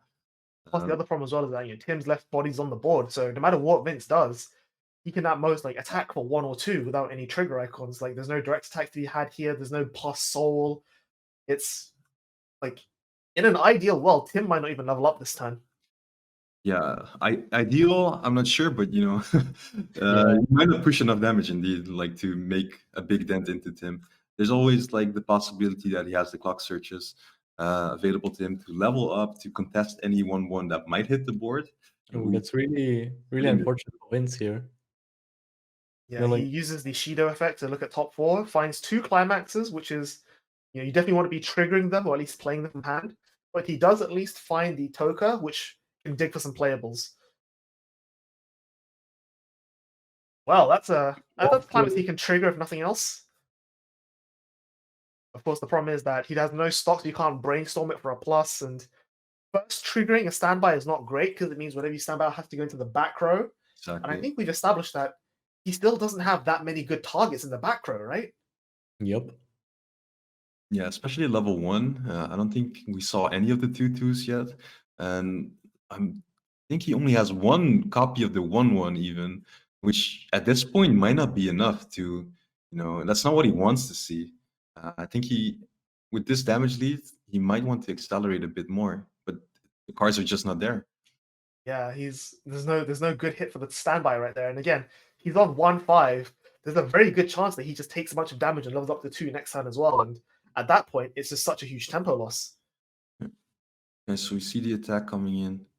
What will Vince be able to find? And yeah, it's just a 1-1 at this point. 1-1 in the back row as well. Cancels off the top. So we might actually see him stay at 0 here if he, doesn't have the clock switch or cancels even one more attack. Yeah. Which might be a bit awkward for you. Yeah, because maybe he's just run out of playables. Like, the zeros are good, but they're not that good. Yeah, at least I think this one sticks. So split switch shin. Yeah, so he's side attacking there because at least the shin is a level 0, so he can do that. Now, Tim is at 0.5, so he can clock to 6, draw 2 per turn, and then play an Is, the clock search, to force himself to 1 if he wants the combo. And I think he might do that because, he said he's got 2 gate climaxes stuck in his stock. He definitely wants to pay them out, and he definitely wants to mill through his deck to get them back into the waiting room. But at the same time, he's under no pressure to do anything here. Like, he's still almost a level ahead. Like, Vince hasn't really put much onto the board here. He has this 4K of the Kurumi. The yellow Kurumi is 1-5 from the Toka. And he has a 1-1 in the back row that doesn't matter. That's 3 gates out of his deck. So is the 4th one in hand for Tim to combo with? Yeah, so we might not even see the climax combo being played here. Like, all gates being out means he might want to stick with the gate in hand if he has it to be able to contest that 1-1 once it moves to the front row. He's also that far ahead that he might just try and stick some swings for 1, where he pushes Vince to level 2 and tries to I get would the imagine some sort of paying more stock, maybe a brainstorm or so, to pay out one of the 2 climaxes. Because the 2 stock that Tim has right now are still 2 climaxes. Yeah. Yeah, I think I like the idea of, so there's the brainstorm. Is he gonna use it? Yeah, he is. I like the idea of holding the combo for next turn because, as you say, he doesn't Vince even has have the it. 1 in the back row. Oh, he milled the last one. He So doesn't there's no have combo. Yeah. Well, This so is- now he definitely doesn't commit it, right? Yeah, so there's no way the climax is coming in. Which, with this damage lead, it doesn't really matter playing the climax or not. But you definitely want to have it for the climax combo turn. Knowing that he doesn't, there's no way to get it out of the waiting room. Means that Vince, is a bit less safe, a bit more safe with pushing that 1-1, developing any other 1-1s as well, if necessary. We haven't seen any 2-2s yet from Vince, so. Oh, wait a minute. Here's the Yui climax swapper. If he ditches he might ditch the stock soul. He might actually do this. Yeah, wow. He just wants the plus that badly. So is he going to commit it this turn then? Like, knowing that Vince has the 1-1 in the back row, do you maybe want to save the combo just so you can say, like, well, I'm going to wait for you to push forward that 1-1 and then reverse it with my combo next turn? I'd personally say that climax comboing here might be a bit weak with the Sally. You're not contesting anything. There's no need to commit it. There's also no guarantee that you'll actually stick any of the damage. Vince is 4 out, I think, but the deck looks pretty small there since he took so much. So to me, it feels a bit wasteful. I'm not sure what Tim's exact deck state is. Oh, he's actually overplaying and going for triple combo. Wow, he might be very low on climaxes in deck, and this is just to mill then. Yeah, I think if that's the case, that's definitely not a bad play. Yeah, I feel like he might be. Otherwise, I felt like he was fine just hitting with his own zeros over the data life zeros, preserving hand, just like Vince is probably aiming to do as well. Yeah, you have to know though that Tim being willing to drop the stock soul might also indicate that he has another one in his hand, because the stock soul is so important and it's kind of hard to get. You want to hold on to it when you get to draw it, especially when you push data life this far ahead. I've also been searching for Frederica's quite aggressively. Like, I think he searched for it off the brainstorm, and then he's also salvaged one off of the first combo. So yeah, I think he's probably set up for another Frederica anyway. And maybe if Vince can know this, then this is gonna decide how Vince plays his level 2 turn. But Vince is just taking a lot of damage here. So much damage here. This is so scary as data life against this both rebuild, as usually when you're this far behind, you put out big bodies, they stick around, you just grind your way back. But here, there's no guarantee that the bodies will stick. If Tim actually has the climax, this will be very scary. The question to ask here is, how does Vince's hand look like? Oh, and he just hits Another straight This is three. insane. What is in this man's hand Yeah. that he just takes that amount of damage like that? Oh, Yeah, there's this no is way there's so rough. climaxes stuck in Vince's hand, right? Because surely he would have played them earlier. But maybe they're just stuck in the bottom few cards in his deck. Yeah, you're right. Well, Let's we asked draw one per turn, clock it from hand, Yeah, and then draw 2 more, I'm guessing. Already going to 3. Oh man. actually, That must be really rough. I mean, I suppose you want to try and stabilize as good as you can here. The problem for Vince is, like we said so many times, as soon as he tries to stabilize with the board, Tim will just remove it once Tim reaches level 2. and even keeping him at level 1 is no guarantee for anything, since we did see him add a downsize to hand, which means that he can even remove a Kurumi that's being standby to back row right now, and forcing Exactly. him to potentially like even 3-stock Anchor him if he doesn't have anything. But yeah, we see a pretty I also think stalling your opponent when you're on a 2-level damage deficit is definitely not the play either. definitely not, no. Okay, he standbys out the Katori support. I don't think it does much here, but it's No. probably the next safest body for him to have there. Why does he stand by it behind the 1/5 Toka? Well, Does this he way, plan to he plans to trigger a standby and overplay it. Probably. Maybe, yeah. doesn't I mean, also like the actually 2K boost also makes it hit over the Sally, whereas like 4/5 on its own is at risk of being countered. Whereas now it's 6/5, so out of counter range. Just counting the climax there. Tim is actually out quite a few as well. Like he's dropped 2 stock souls. He's got all 4 gates in his waiting room. So I think Tim might take a bit of damage here as well. But weirdly enough, and at this point, like even the Frederica climax combo, you could technically even just hard play those without the climax combo and still contest the full board. So this is why it gets hard for Vince, right? In an 8 standby deck, the only soul you get is from triggering. Yep, especially when you don't get your 2 soul bodies out. It's like, sure, I'm rooting for both free, but I wasn't expecting the match to go like this, at least. Yeah. That's been a hard match for Vince. Harder than it should have been. Really hard match for Vince, yeah. Yeah, the fact that Vince hasn't been able to set up his big walls meant that, we said earlier, like, the counter for Vince is, to be able to contest those Frederica combos is what's going to really make or break this game. But that's when I don't think that's even going to be relevant anymore. Yeah. And, not presenting big boards, sure, the Frederica combo becomes a bit more, useless, but it just allows Tim to hang on to it for when Vince decides to go, like, more aggressive, like place enemies to back row, for example, or, triggers a standby off of the top and sets up a very strong next turn. Then Tim can just patiently wait for that moment to do the climax combo and just remove any advantage that Vince might have gotten through that. Exactly. And because he's so far ahead on damage, something I think Tim can even consider doing here is just pushing forward a bunch of zeros, crashing all 3 lanes, and forcing Vince to overswing. Like, he has this Frederica's in hand, he can wait. Also a way to lose the damage potential you have, right? Since standby has so little amount of soul, getting them a direct is actually going to help him in the long run, I think. Yeah. Yeah, but at the same time, Vince is also just on 3-0. Like, I feel like you're pretty much guaranteed for there to be a cancel on top, but there's a chance that if you just like slam a stock soul or a 1k1 here, like Vince could just eat another 7 and just lose on the spot. Yep. Yeah, definitely. Tim's turn here, how he plays it out will definitely be key to the rest of the match. When you're this far ahead, especially in a non-standby deck where you can play more aggressive, you don't want to give Vince too much leeway to come back. So if he does have a stock soul or draws another climax here, we might actually just see him try and be as aggressive as possible. Maybe even do a single side attack just to guarantee that Vince takes the refresh damage here instead of potentially using a refresh counter. There's so many things to consider.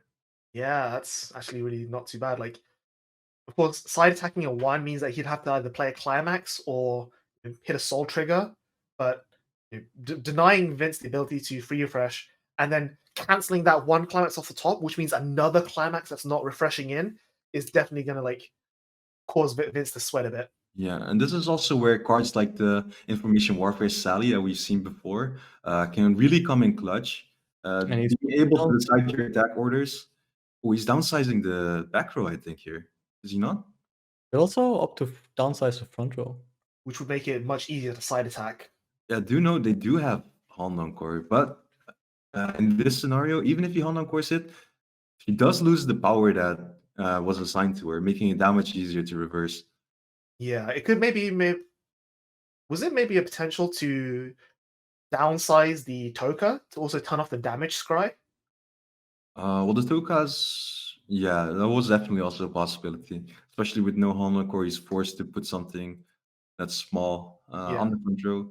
At the same time, I think Vince just might not even choose to hand on core it because No. he's so far behind. Like he needs every single piece of resource he can hold on to at this point. Yeah, definitely if he's holding onto Kurimis for when Tim takes a bit more damage.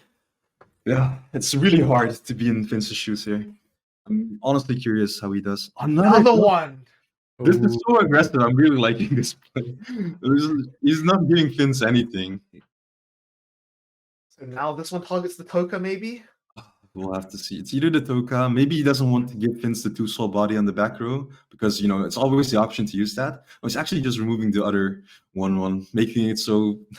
I like that as well. Like, knowing that Vince didn't hand on core the first one, Yeah, I think tells you that, okay, he's holding onto his cards in hand. I'm just going to abuse what I can at this point then. Yeah, and this way, you turn off the Toka anyway like this, so it's actually insane. My god, Tim, Vince has a family. That's what I said. We already saw him at the 1-0, so I'm sure Vince was kind of playing around that by not building anything. Yeah, Tim is so far ahead this clock. He can afford it. Yeah, that's true. What does he search for though? Because like the pieces he needs right now are Frederica's, which it Yeah, can't I search for. assume we'll see an information war for Sally just to guarantee a top check next turn. Yeah, there you exactly. This is one of the cards you need to have. When you're this far ahead, when you're doing this well, you want to guarantee that top check. You're not going to let luck get to you. At the same time, if the pendulum swings back now, and Tim ends up with taking 7 damage or something. Yeah, he did just drop the level 3. Big chance then. So we'll have to see if he's prepared to eat a lot of damage. Yeah. At the same time, we know that Tim has the Frederica combo in hand. He's ready to go. So yeah, I think this is what I said before. Like he's being aggressive, but not too aggressive. Just enough that Vince is going to be coerced into going, all right, here's my Hail Mary swing back. In which case Tim just goes, okay, cool, your Kurumis are gone now. Yeah, so with this board, he can actually contest all lanes. The level 0 he has there, the Clock Searcher, she actually gains power for every reverse you get. The 1-nodes will definitely reverse the zeros, and then you'll have the 0 probably be 1k over, if I'm correct. Or no, not even. I think it's tied, because again, it's tied, 1-5 base, 1k for each reverse, so it becomes 3-5. And the Toka's also 1-5, gaining 2k from the Kotori, so yeah, it's going to be 3-5 tied. Still, right? Oh, hang on, I think that doesn't go in. They cancelled? Yeah. Not shuffling it in. Yeah, especially when you're swinging for 1. Yeah, so that's 5 going in, not 6, which is... Yeah, we saw them almost about to shuffle that last climax into his deck there, but no, it is being cancelled, so it's active damage is being taken, which is really scary there. Yeah. It's all coming down to this refresh. This will probably be the deck that Vince will end the game with, so...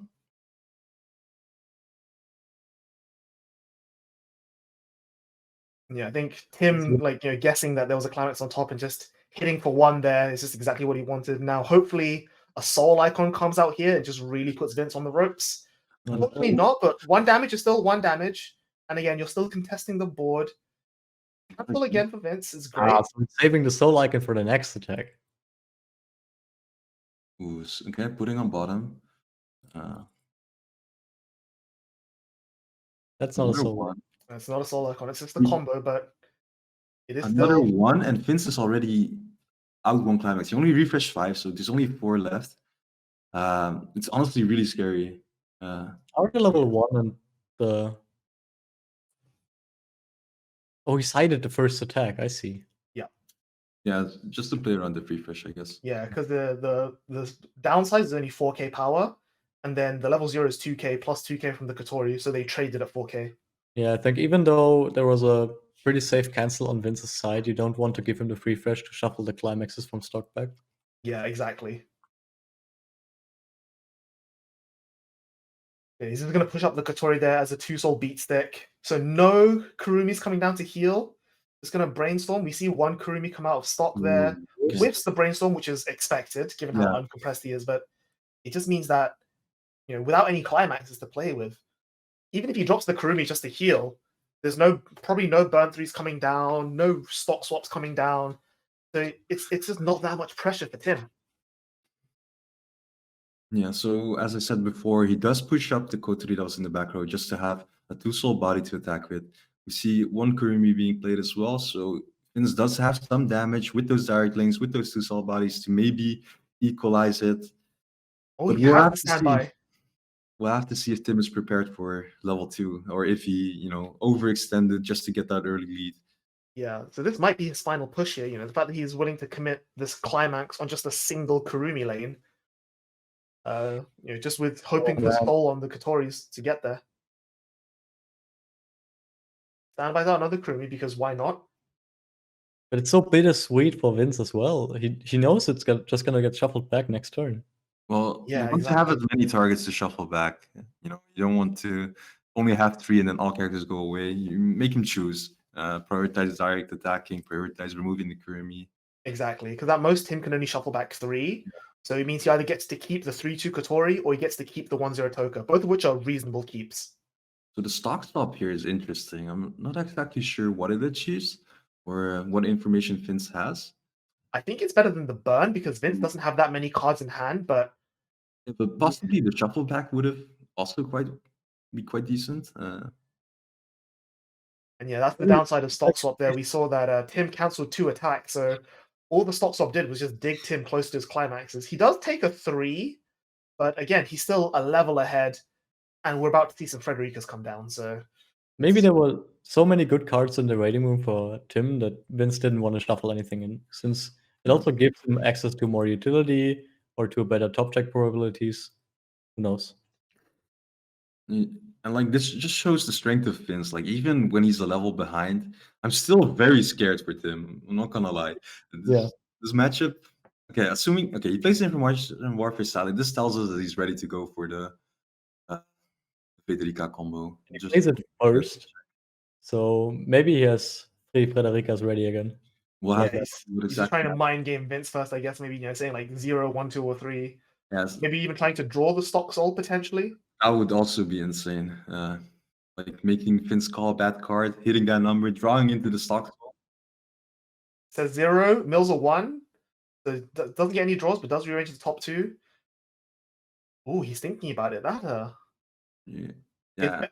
I never like it when my opponent has to think about the top cards of their deck. Yeah, and especially with the brainstorm in the back, you know, you can choose which card you want to draw if your climax is comboing here. So yeah, we do see the Frederica. This tells me enough. He had the stock soul in hand. Yeah. Even through the refresh at level 1. Kept it for so long as well. Is he going to play over with a 3rd one? Of course he is. Let's go. Yeah, triple Frederica. You love to see it. Oh, this is so scary. Guys, let's go. And then the stock soul. I mean, that definitely is the stock soul. It's definitely the stock soul. All right, so he's going to take the draw first. Pass the top checks. I might right. He played the Yeah, you know it's Information Warfare, so that top check always hits you. Yeah. So he's just drawing the climax off the top of his deck there because he doesn't want to reveal the climax. Yeah. And now he's going to shuffle back a bunch of cards. So, you know, he is shuffling back the Kurumis most likely and the level 3. All level 3s going. Do know, like, they're going to the deck. If he doesn't end it here, those are all potential draws for Vince, and none of them are bad. You know, he can possibly get another Kurumi to heal. He can get the Kotori to dig for the Kurumi, then heal. You know, Global Soul. All of these are possible. Very scary cards to shuffle back. At the same time, it could also just end up in the damage. Exactly. That's true. So, you know, it's always like risk reward. What are you going to do here? Yeah. But yeah, these were probably the best targets. There's no way the 1-0 is going to back up the Frederica. Alain is guaranteed 1. It also gives him the possibility to side attack even, which, you know, might be scary. I mean, this is the great thing, right? So with the stock soul, The two open lanes are swinging for direct for 3s each, which is if they both stick, it's lethal. But then if Tim hits a soul icon at any point, he can side with the Frederica like that. Yeah, so that's going for 4. If it sticks, which it doesn't, unfortunately, but if it had stuck, he could side with the Frederica for 2 for lethal. There's just so much options here. Another 4. Oh, come on, Vince. No, good cancel. Yep. So it's not out yet. There's no lethal range here, but He takes the front anyway just to get the body off the board, right? Yeah, you always take the front. Ooh, this guy Another soul icon. if he has it. Does he have another stock soul to salvage? I don't think he does. No, he just has to grab another gate. So it's not the best here, but it is still a soul icon. Also not bad, because it means that there's still at least 3 climaxes in his own deck. Yep. It also means that no matter how bad his next turn is, even if Vince comes back and wipes out all the Fredericas, Tim can just push his front row forward, slam the 1k1, and still swing for damage. So I think you don't want to see triggering a climax here, but it's definitely not the end of the world for Tim. So he's actually going to decline to take this climax, it seems, and just hit for 3, just take the soul icon. And Vince takes it, so 3-4 is very scary range. Well, yeah, at least Vince has another turn. Let's see how he approaches this. Does he have another Kurumi in hand? Can he heal back? Will he draw the ones that are being shuffled back? Because we haven't seen. He damaged one. You see this on top of waiting room. He damaged it and then cancelled off that Kurumi. Sorry, the Kotori. He didn't see any Kurumis in his damage. He could draw the 3/2 healers and just hopefully hit another standby and just deal a bunch of 3s. But it's still Tim is only on 2.3, which I think is not even lethal for triple Kurumi. Yeah, and at least Vince can, I think he can refresh this deck if he still has the Brainstorm in hand. Like I said in the previous matches, the Brainstorm, being able to bounce back means it's safe from the Frederica snipe. With other opponents, you could potentially target the back row, make them spend more effort into getting other cards. With this bounce back, you never have to worry. But it does require 2 characters, as we said as well, which might be a tall order for Vince to have, with his full board being gone. Yeah, and especially Vince's hand is not super healthy, so we see here he's probably gonna have to clock just to find pieces, which is exactly what he does. So he clocks the promo, which I would have considered keeping because if nothing else, it can side for 1 guaranteed damage, right? Yeah, but keeping it on the board means he can get shuffled back as well, which is decompression. Yeah, that's true. Not only that, but it also opens the option for side attacks that can attack for less than direct. Yeah, that's right. And again, I think at this point, Vince has probably still got quite a few climaxes stuck in the bottom few cards of his deck. So if he has the free refresh counter, he's probably banking on it next turn anyway. Vince calculating here. It's such a hard turn for Vince, possibly even his last turn. And with the victory being somewhat out of sight, he wants to make sure he does the best possible plays he can. Yeah, he's definitely trying to play to his outs here. The thing he knows is that Tim is much closer to winning than he is, but at the same time, I think Tim is also aware that his victory is not set in stone either. So he's very nervous to see what Vince can possibly do here as well. And Vince is just really planning it out. Down comes the Kotori. Okay. It's a good one. He's going to top 3. Yep, he's going to go for the top 3, add 1. I think, like you say, digging for the Kurumis. What does he find? I found something pretty quickly. There's the Brainstorm. Is he going to Brainstorm? That leaves him he's only got 3 stock. Yeah. So if he Brainstorms, he's only have 2 stock left. Yep. So he's digging for his last Kurumi, it seems. Hits 1. Grab the Kurumis quick, I think. Or maybe the yellow Kurumi. He hesitates. This is rough. Yeah. 2 stock is not a lot. Oh no, is he not finding what he's searching for? Even the heal from the Kurumi will only bring him back to what he was before he clocked. So just healing down is not as effective as it would. I think he didn't find what he was looking for. I think so too. He might have, either milled it with the Brainstorm. No, he did find the Kurumi, but he might not be too happy with it. Yeah, I think maybe he doesn't have the climax, so it's just going to be a vanilla two soul healer. I actually think he might have wanted to get the yellow Kurumi so he can just memory kick one of these Fredericas, making sure that he can't contest 3 lanes at least if he manages to get the stock soul. Of course, I don't know. The thing about the Kurumi, I just realized that it is 3 stock for its effect, and he pays 2 for the Kurumi. He won't actually be able to use its effect. No, that's fair, but for the memory kick, you just need full board, and I think that's the most important part here, making sure the 2-1 doesn't stay. Because if I'm in Tim's shoes, if he reverses only one of them, I immediately 3-stock Encore that, unless I have it in hand, of course, and you just play the new one. Yeah. But yeah, no, I think like you said, like it's just about getting them off the board and just making sure that it's not going to be a threat next turn, which I think is valid. But like you said before, just a vanilla 2-soul heal down to what he was at the start of turn isn't really that great. And yeah, he's just playing bodies just to make numbers. Oh no! Just down what he can. So he can contest only 1. And yeah, that's just a swing for 1. Yeah, no soul coming in here is not ideal. Even if he hits a standby here, it just doesn't do enough. Like, Soul Trigger is nice, but damage is cancelled. That's actually a swing for 3, but yeah, cancelled as you said, off the top. You can see how desperate Vince is by attacking with the backup here. Yeah.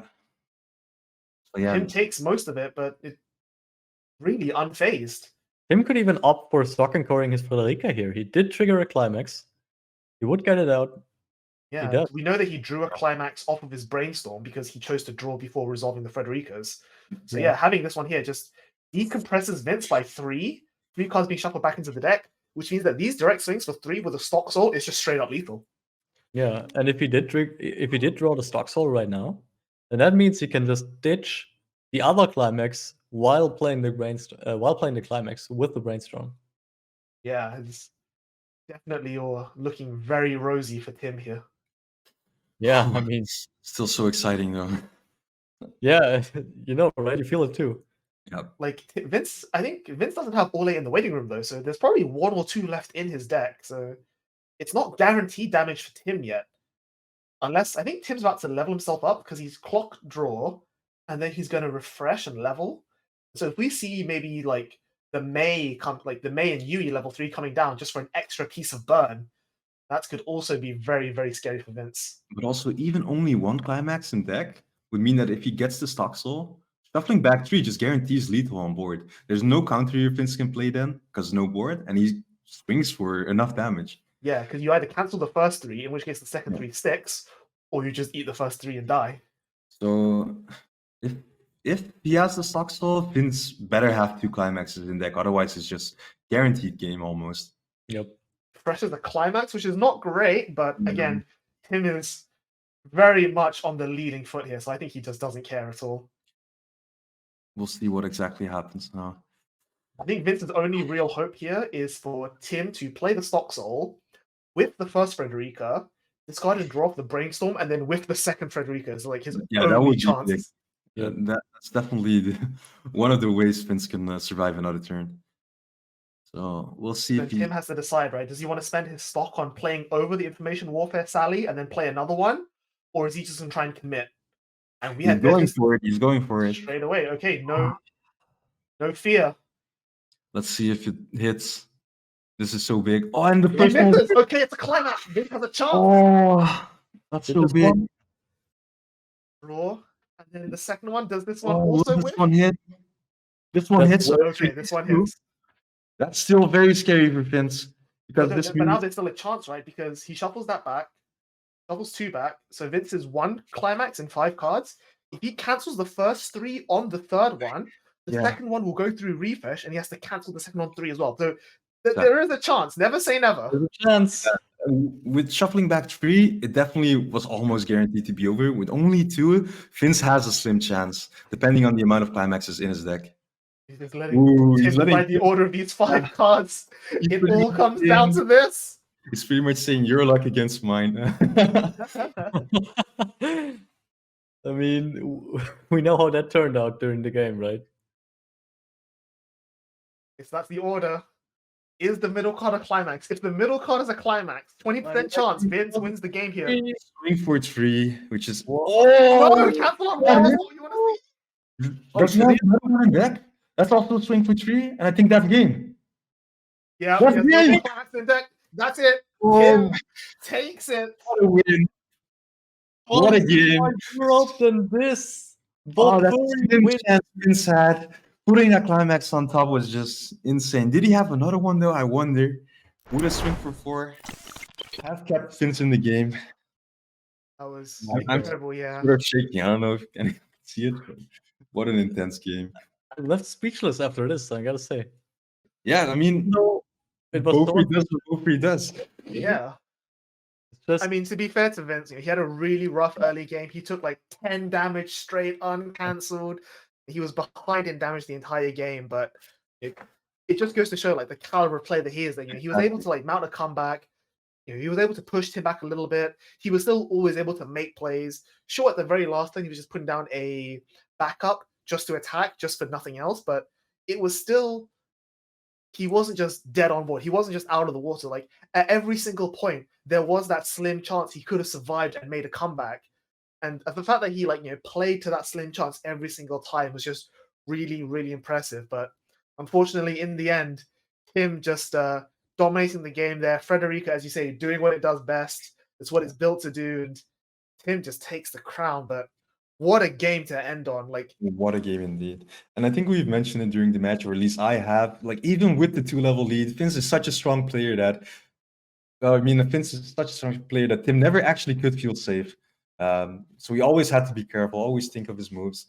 And Yep. yeah, Vince tried the best he could, but the deck is made to beat Dahl. Sure, it didn't even seem necessary to start with that much of a damage lead, but it just meant that even if Vince could try and crawl back, the Fredericas were there to deny any advantage he could build up. yeah, for sure. This Even was the if, game we wanted to see. exactly. Like, even though Tim was always in an advantageous position, he was never he could never relax because he was always aware that, okay, the threat of Vince as a good player playing Dal, which is a really good deck, there was always this hey, if I lose focus for just a second, it could all slip away from me. But the fact that he was still able to, keep a calm head and just play the way he needs to play, being very patient with his Fredericas, knowing to hold them for the next turn, just to spin away all of Vince's cards is just exactly what he needed to just, blow his chances wide open.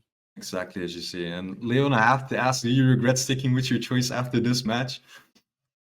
no, I do not regret sticking with my choice. I did say that I'm happy if Bofuri wins, and I am happy. Well, I mean, I said it, right? What is more Europe than having a Bofuri deck of all decks win the tournament? Exactly. And Sure. nonetheless, Tim is from Europe as well, so EU being won by a European does feel a bit good. Yeah, last For time we got beat by the Australians, so this felt like a grudge match of sorts, right? Didn't exactly take it back because they still won their own tournament, but at least we got back our pride, Exactly. Yeah. All right, but yeah, after that game, we're going to have a quick interview with the winner, Tim, in a little bit. But first, production actually has some really cool stats and data to show us. So let's have a quick flick at some of these graphs and see, reflect back on the tournament up until this point. Because then, even though that was an exciting finals, we've had a very exciting tournament from the beginning. So, between round one, an incredible matchup in round one, to a very weird Kantai deck round two, to very world caliber players in round 3 and 4. But yeah, we're going to start off by looking at the top 8 representation. So you can see here, it's 4 Data Live making % of the field, 1 Kaguya, 1 Ruby, 1 Bofuri, which did win in the end, and 1 Sword Art Online. So unfortunately, a lot of these decks fell to Data Live in the top 8. So going from top 8 to top 4, it was 3 Data Live and then 1 Bofuri. But given the community's understanding of that, Data Live is maybe one of the best decks in the game right now, maybe ever. I think this is actually a surprisingly varied top cut, right? There's 4 other decks here.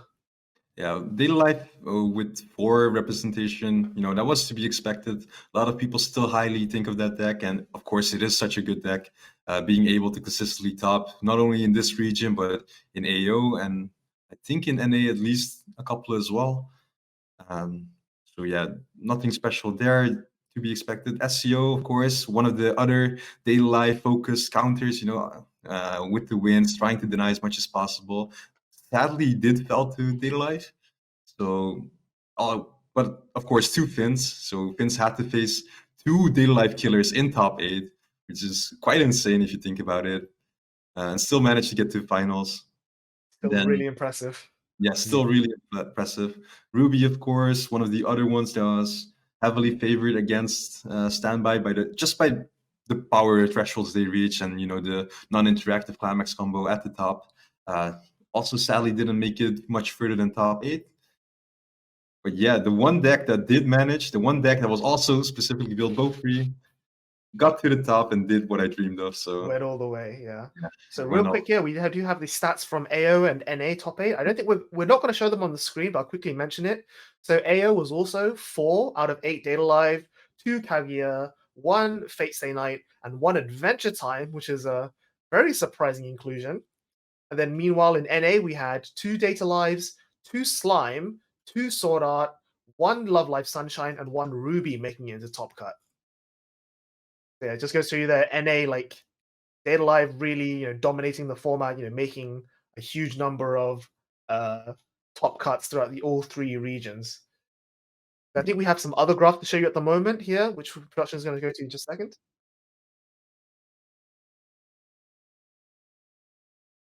Yep.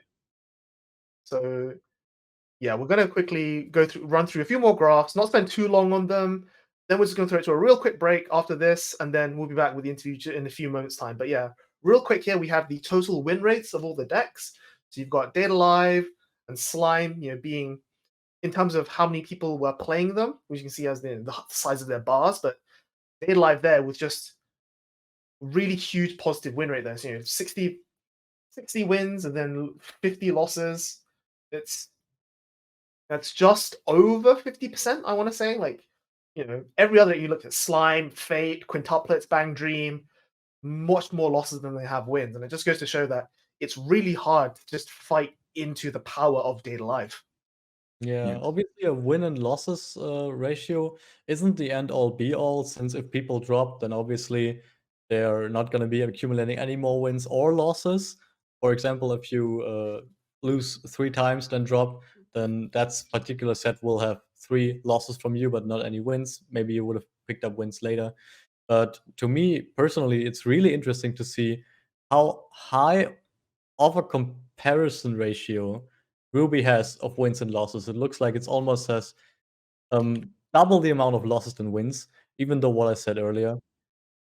Yeah, it's looking like, I think like Yeah. just under 20 wins for Ruby, but just under 10 losses as well. So yeah, you Yeah. can see there, like the decks that have a higher blue bar than red bar are definitely converting way better. And like I said, Kaguya, Ruby, these are the decks that we expect to be really, really good decks.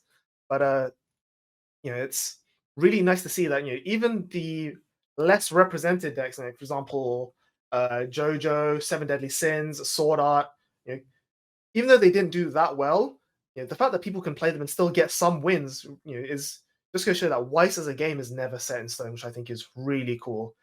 But I think we don't want to keep you guys too longer, so we're going to cut to the interview real soon. But we're just going to quickly go for a very short break while we set up the interview. So we'll be back in just a few seconds. Don't go anywhere.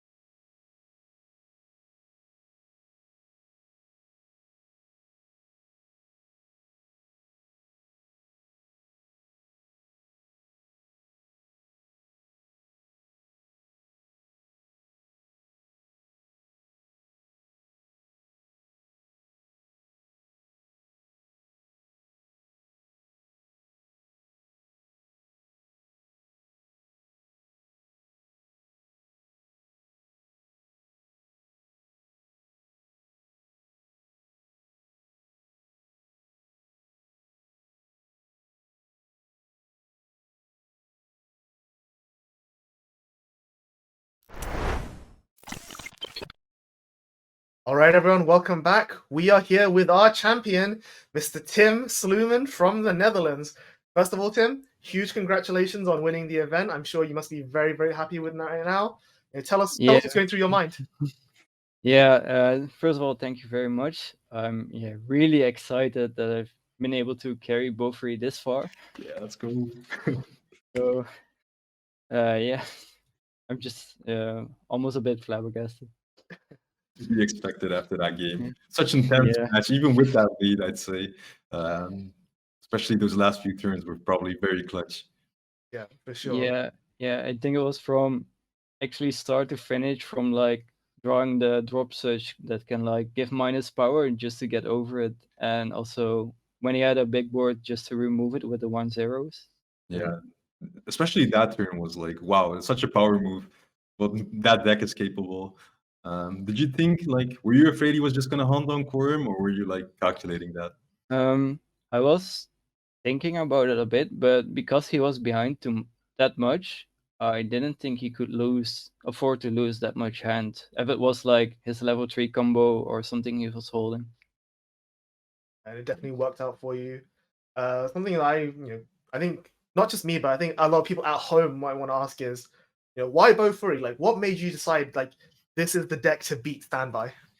Well, I basically played it in the previous shop league a lot of times. There was a bit of less Standby then, but I noticed I really liked playing it versus Standby because you have so many tools to just remove the board or get control over the opponent.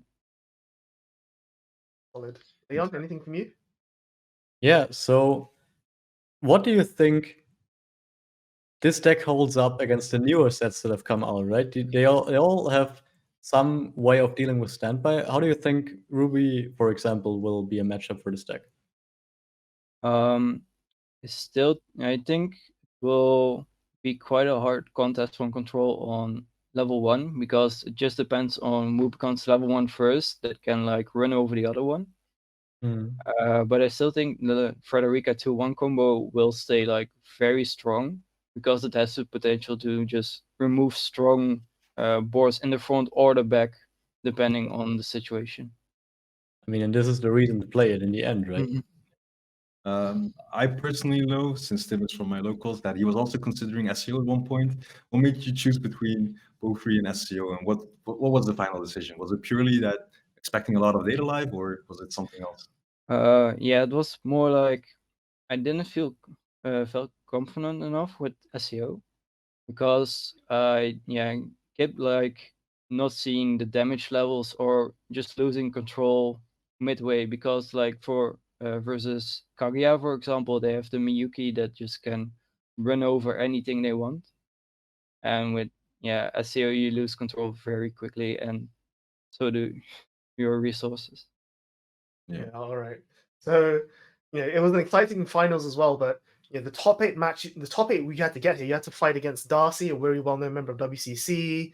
You then had to fight against another Data Live in the top 4. And even beyond that, like even your Swiss rounds, going like X1 in Swiss is no easy feat, especially in like a big tournament like this. So this question is two-ended. The first one is, any highlights, you want to, any like anything you specifically enjoyed from the Swiss round, anything you want to like say, you enjoyed about this tournament? And secondly, what do you think, what's really stands out to you as like, your journey here to the finals? I think it was really the matchups versus Dull, because I think I was quite confident in those. And I was quite lucky with the other matchups, like I was versus Bunny Girl and versus the SEO Elasticization Wind build. The final round in Swiss I lost, unfortunately, but I think it was really close too, just because the Frederica combo gives you that much, makes your opponent struggle for that much resources. Yeah, Right. Can I ask, what was your journey up until the tournament? Did you have any special preparations, or did you just go to locals when they were? Did you do online locals? Did you do any specific matchup knowledge? It was basically locals, but also like I think Nano made a video about Beaufry earlier, so a big shout out to that, because that's really where the basics of the deck come from. It's really explained well, and the rest of it was just like building boards of doll in my mind and trying to guess how to break them the best. So, like for example, the 1-0 that can change it back to a 1-1, which then can be run over by just a climax combo on level 1 is really good. Awesome. Yeah, that's really great to hear. Spoken like a true champion, as it were. So I guess just to wrap it all up, have you got any other shout outs? Anyone you want to say thank you to, or just anything you want to say to the people watching at home?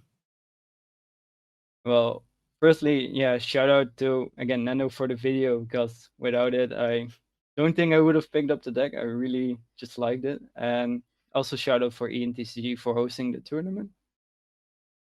And yeah, thank you all for also showing it. Okay. One last question for Tim. Tim, does the deck beat S tier? Well, I think we can say from the tournament results, it's a pretty good matchup. I think so as well. Thank you. There you have it, folks. That is once again congratulations to Tim, our EU champion. Enjoy your promos, enjoy your booster box of Rent a Girlfriend, and of course, most importantly, enjoy your very hard-earned break. Once again, well done. I think from the three of us, we couldn't be prouder as a fellow EU representative. But yeah, once again, ladies and gentlemen, your champion, Tim Sluman.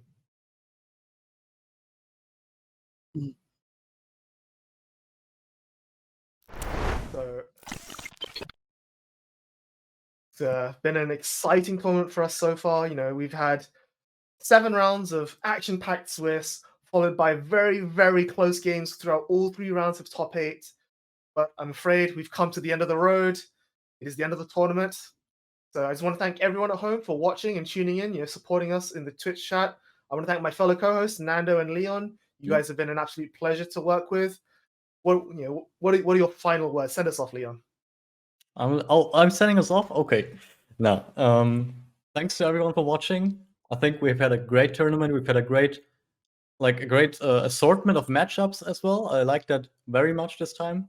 I think we showed up a lot of different decks, a lot of different matches, a lot of different people. The matches were super exciting, especially thinking about the round 7 Swiss. I mean, who doesn't remember the Kaguya versus Data Life matchup, right? That was really nerve-wracking in my seat. So yeah, thanks everyone for watching. Thanks Bushiroad for doing this tournament. Thanks ENTCG for hosting it. Thanks to all the production crew behind the scenes that we can't see right now. Thanks to the judges. And of course, thanks to the players as well for showing up and playing. Especially the players. Yeah. Nando, what about you? Give us your final thoughts. I want to thank the same people that Leon mentioned. Mentioning them all once again will take probably too much time, but he covered all of them, so hopefully you'll accept this thank you as well. Just one more quick for Ben, since he thanked us. Gotta acknowledge him as well. You've been very pleasant to work with, Leon, as well. Yeah. You too, by the way. No, it was a great day, great tournament. After such an amazing Swiss, we got even better top 8 cut, I'd say. It was just a pleasure to watch. I'm sure the audience at home will probably agree. So I think that was it for us. Ben, if you'd like to say the closing words. Well, actually, before we end, I think we actually just have some updated graphics for the top 8 of AO, EU, and NA. I'm just going to give production a quick minute there, but you can have a look. There you go. Like I said earlier, AO, 50% Dal, 2 Kaguya, 1 Fate, and 1 Adventure Time sneaking into top 8 there. That's a really interesting lineup. Again, very similar to what we had in EU, but unlike in EU, Dal managed to sneak out the win there, whereas for us, it was, the dragon was slain, as it were. So as we move into EU, you can see here the next region. Through the corner. Yeah. The variety on the other half is a bit more open-ended, but yeah, Bofuri there taking up the whole thing. And of course, finally in NA, where there's a little bit more variety overall, but still a lot of Dal. You can see the next graph there. So 2 Dal, 2 Slime, 2 Sword Art, 1 Sunshine, and 1 Ruby. So a lot more varied there, but also arguably a lot more in line with what we expect from the meta, right? Dal's one of the great decks out there. Slime likewise with its newest set of updates, and these other decks are sort of like anti sort of standby sneaking in there. But yeah. definitely. Especially with the decks that are actually being played. I think this top 8 cut is a much better representation of the decks out there. It's not all just Data Life. Slime plays a similar standby game plan. Yep. Yeah, the Sunshine we've seen also in EU, it still functions really well in this meta, but it just didn't make the cut into top 8 for EU. In NA, you have more players, so maybe even more players playing the same set, and that top 8 is also going to be very amazing. I'm pretty sure of it. Yeah, for sure. And just to remind you guys, the NA top 8 is going to be starting in just a few hours. So if you guys want to watch, even though EU tournament is over, BRO is not over yet. NA is top 8 is still last to come, starting just a few hours time. So be sure to check up on all the socials, check back on Twitch. It's going to be starting very soon. But until then, I think for now, back to the three of us, it's just going to be it here. We are wrapping up EU. So yeah, once again, thank you to all the players, all the staff, Bushiroad for the event. It's been such a great, fun to both watch and commentate these games. And I just can't wait until Springfest coming up later this year, where we can back on the tournament circuit. Hopefully I'll see, my fellow casters there. I'll see everyone watching at home, out there playing it out. Once again, reminder just to tweet out your best moments with hashtag BRO2021. But I think that's going to be it from me. All I have left to say is Weiss Schwarz is a great game, and I hope to see as many people playing as possible. But, exactly. Can't agree more. All right. So until then, I will hopefully see everyone very soon. Once again, you can see all of our names down here. You follow us all on social media. Check us out. Check out ENTCG. They do a lot of great stuff as well. But until next time, bye-bye. Bye-bye. Bye-bye.